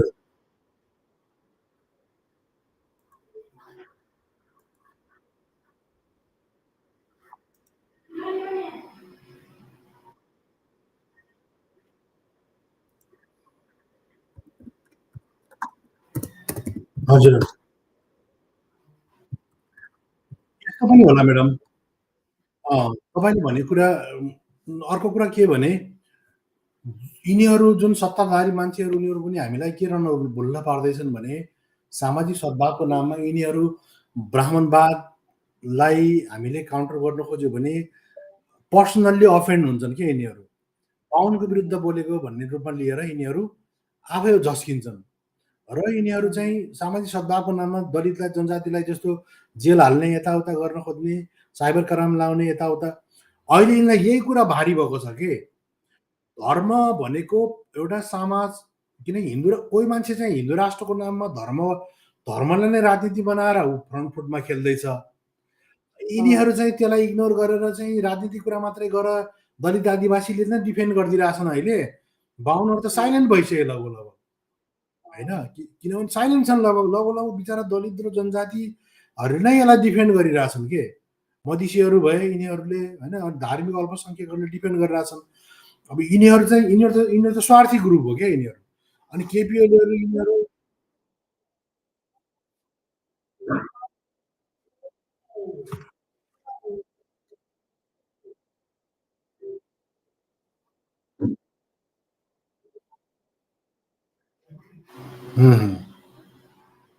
बिल्कुल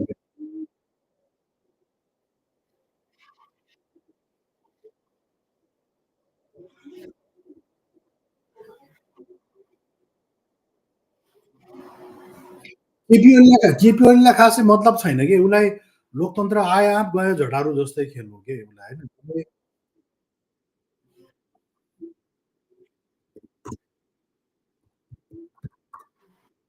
होइन।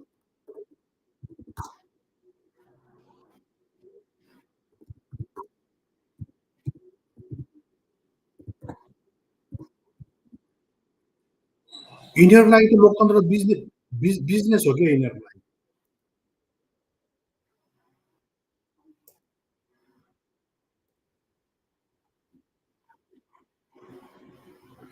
बिल्कुल तर हजुर यिनीहरूको लागि त यिनीहरू त लोकतन्त्रप्रति इमान्दारै छैनन् नि। लोकतन्त्र भनेको सामाजिक न्यायमा आधारित हो नि त होइन। सामाजिक न्याय भनेको त समाजका कुनै पनि कुरीतिको विरुद्धमा अगाडि बढ्ने हो के होइन।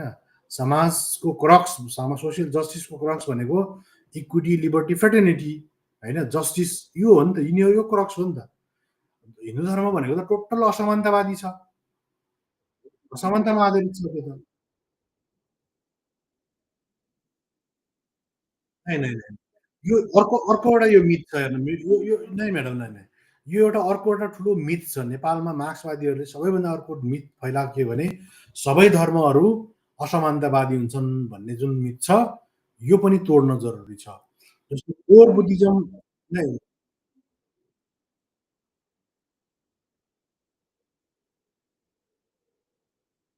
नाइ नाइ नाइ नाइ नाइ धार्मिक सत्ताको पक्षमा म बिल्कुल छैन। तर मेन कुरा के हो भने जो कोर बुद्धिज्म जो छ, कोर बुद्धिज्म भनेको चाहिँ त्यो समानतावादी छ। उसले इक्विटी, लिबर्टी, फ्रेटर्निटीको कुरा गर्छ। उसले ऱ्यासनालिटीको कुरा गर्छ, मोरालिटीको कुरा गर्छ, ह्युम्यानिटीको कुरा गर्छ। ऊ साइन्टिफिक छ, उसले कज एन्ड इफेक्ट थ्योरीको कुरा गर्छ, 4 आर्य सत्यको कुरा गर्छ। त्यस कारणले त्यसको बाद जस्तो मेरो अहिले लेटेस्ट योभन्दा अगाडिको एउटा भिडियो हेर्नु होला, बुद्धको धम्म भर्सेस अरू धर्ममा के फरक छ भन्ने मेरो एउटा लङ भिडियो छ। त्यो भिडियोमा मैले प्राइमेरी सोर्सहरूमा गएर यिनीहरूको डिफ्रेन्सेसहरू लगभग लगभग मैले एउटा होइन अर्को एउटा भिडियो आउँछ फिलोसफिकल डिफ्रेन्समा, अर्को एउटा भिडियो आउँछ। तर अहिले पनि बेसिक डिफ्रेन्सेसहरू के छ त्यो मैले दिएको छु के। भन्न खोजेको कुरा के भने सबै धर्म त्यस्तो हुँदैनन् होइन। तर बुद्धिज्मलाई के कसरी बुझिरहेको हुन्छन् भने मार्क्सवादीहरूले कोर बुद्धिज्मको भन्दा पनि महायाना र वज्रयानालाई लिएर अनि बुद्धलाई त्यही जब बुद्धको पालामा महायाना वज्रयाना थिँदै थिएन। हिनयान पनि पछि बुद्ध पछि 100 वर्षपछि हिनयानको कन्सेप्ट आएको। अनि 400-500 वर्षपछि महायानको कन्सेप्ट आयो। 1200 वर्षपछि बल्ल वज्रयानको कन्सेप्ट आयो। वज्रयानबाट हिन्दूको शैविजम आयो, शैविजमबाट फेरि के अरे वैष्णविजम आयो। त्यस कारणले गर्दाखेरि यी चिजहरू हामीले बुझ्न जरुरी छ। सबै धर्म धम्म र धर्म नै धम्म भनेको फरक हो कि, धम्म भनेको ल अफ नेचर हो होइन। बुद्ध धम्म, बुद्धको पालामा धर्म भन्ने शब्द नै थिएन, पालीमा धर्मै हुँदैन, धम्म भन्ने शब्द हुन्छ। त्यस कारणले त्यसको बारेमा पनि छलफल गरौँला, केही छैन। तपाईँसँग लामो कुरा भयो, मिठो कुरा भयो, तपाईँलाई धेरै धेरै धन्यवाद। हामी लगभग लगभग 1 घन्टा 47 मिनट 42 सेकेन्ड हामीले लगभग लगभग लाइभ हामीले अब योभन्दा बढी लामो लाइभ पनि झ्याउ हुन्छ होला। अनि अर्को हाम्रो साथी एकजना के अरे दावा रिन्जिङ भन्ने साथी पनि जोडिन खोज्नु भएको थियो, तर सर जानेन भन्दै हुनुहुन्छ। धेरै धेरै मान्छेलाई चाहिँ यो जोडिन चाहिँ आइडिया भइरहेको छैन कि जोडियो भने। हजुर हजुर, त्यही भएर मैले मेसेन्जरमै लिएको हो म्याडम।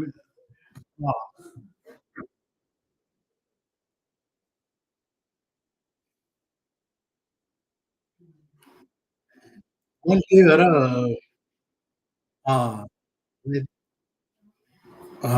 नै कहिलेकाहीँ आफूले लागेको कुराहरूमा तपाईँले लाइभ त हेर्ने गरिरहनु भएको हुन्छ। त्यस्तो भयो भने तपाईँ जोडिनु होला।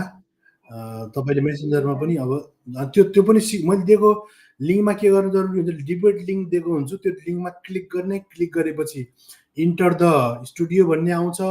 अनि त्योभन्दा अगाडि उसले त्यो के अरे आइडेन्टिटी नाम माग्छ, अनि माइक र भिडियो लाई अलाउ गर भन्छ। अनि अलाउ गरेपछि त्यसपछि इन्टर द रुममा जाने, इन्टर द रुममा गएपछि यहाँ मेरोमा ठ्याक्क देखाउँछ। अनि मैले फेरि अनि क्लिक गरेँ भने हामी त्यसपछि जोडिन्छौँ। जोडिएपछि तपाईँको चाहिँ तपाईँसँग भएको किताबहरू या फोटोहरू पनि त्यहाँ सेयर गर्न मिल्छ। अनि तपाईँले बोलेको कुराहरू जस्तो मैले अहिले स्वर मात्रै तपाईँको डकुमेन्ट गरिरहेको छु नि त त्यहाँ होइन। हामीले यसरी बुझ्न जरुरी छ कि हामीले नयाँ इतिहास हामीले नयाँ तरिकाले लेख्दैछौँ भन्ने तरिकाले बुझ्नु पर्यो कि। हामी सानो 2 जना 4 जना 8 जना 10 जना हुन त्यसले केही फरक पर्दैन कि। तर जुन दिन त्यो हाम्रो कन्टेन्टमा दम छ भने त्यसले अवश्य पनि त्यसले चाहिँ समाजलाई केही पक्कै पनि त्यसले चेन्ज ल्याउने छ भन्ने आश गरेको छौँ। र धेरैभन्दा धेरै साथीहरूमा त्यसलाई तपाईँको लाइक के होइन सेयर गर्नु, सब्सक्राइब गर्नु लगाउनु तपाईँ हाम्रो च्यानललाई। यो सबै एउटा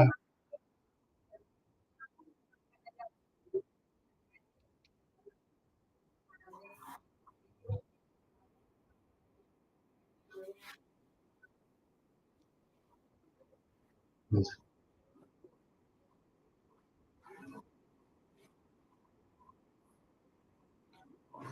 हजुर, हजुर। ठिकै छ। अँ, ए नाइ, नाइ म त्यस्तो व्यक्तिगत कसैलाई गरेको पनि छैन। त्यस्तो व्यक्तिगत रूपमा कसैलाई त्यस्तो डिस्टर्ब गर्ने बानी पनि छैन।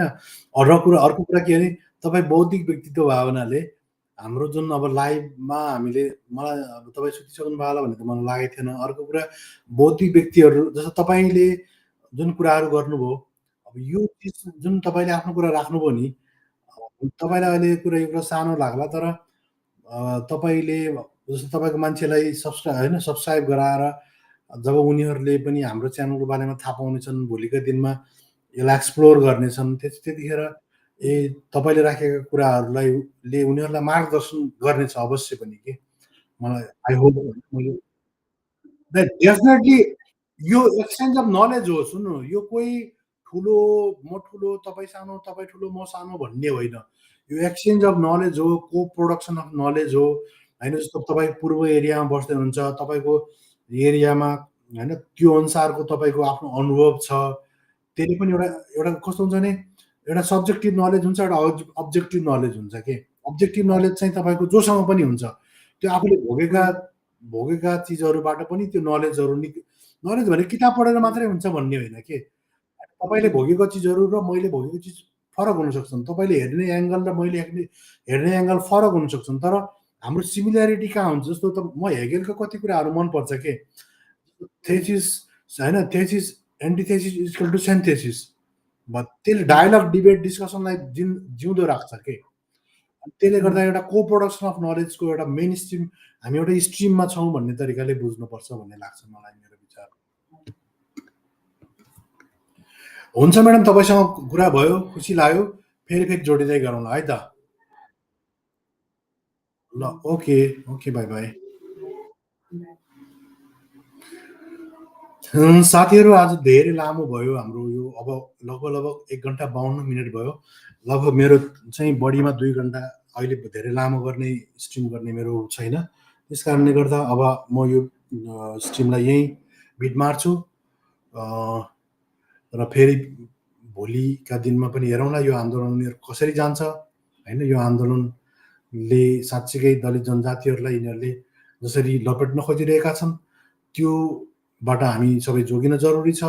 र हामीले क्रिटिकल्ली हाम्रो युवाहरूलाई, हाम्रो हरेक मान्छेहरूलाई सम्झाउन, बुझाउन जरुरी छ। र त्यसरी बुझाइयो भने मात्रै हामी समाजलाई क्रिटिकल्ली इन्फर्म एउटा होइन साइन्टिफिक टेम्परसहितको हाम्रो उद्देश्य जुन खालको साइन्टिफिक टेम्परमेन्ट भएको समाज निर्माण गर्नेछ, त्यसले साक्षात रूप पाउनेछ।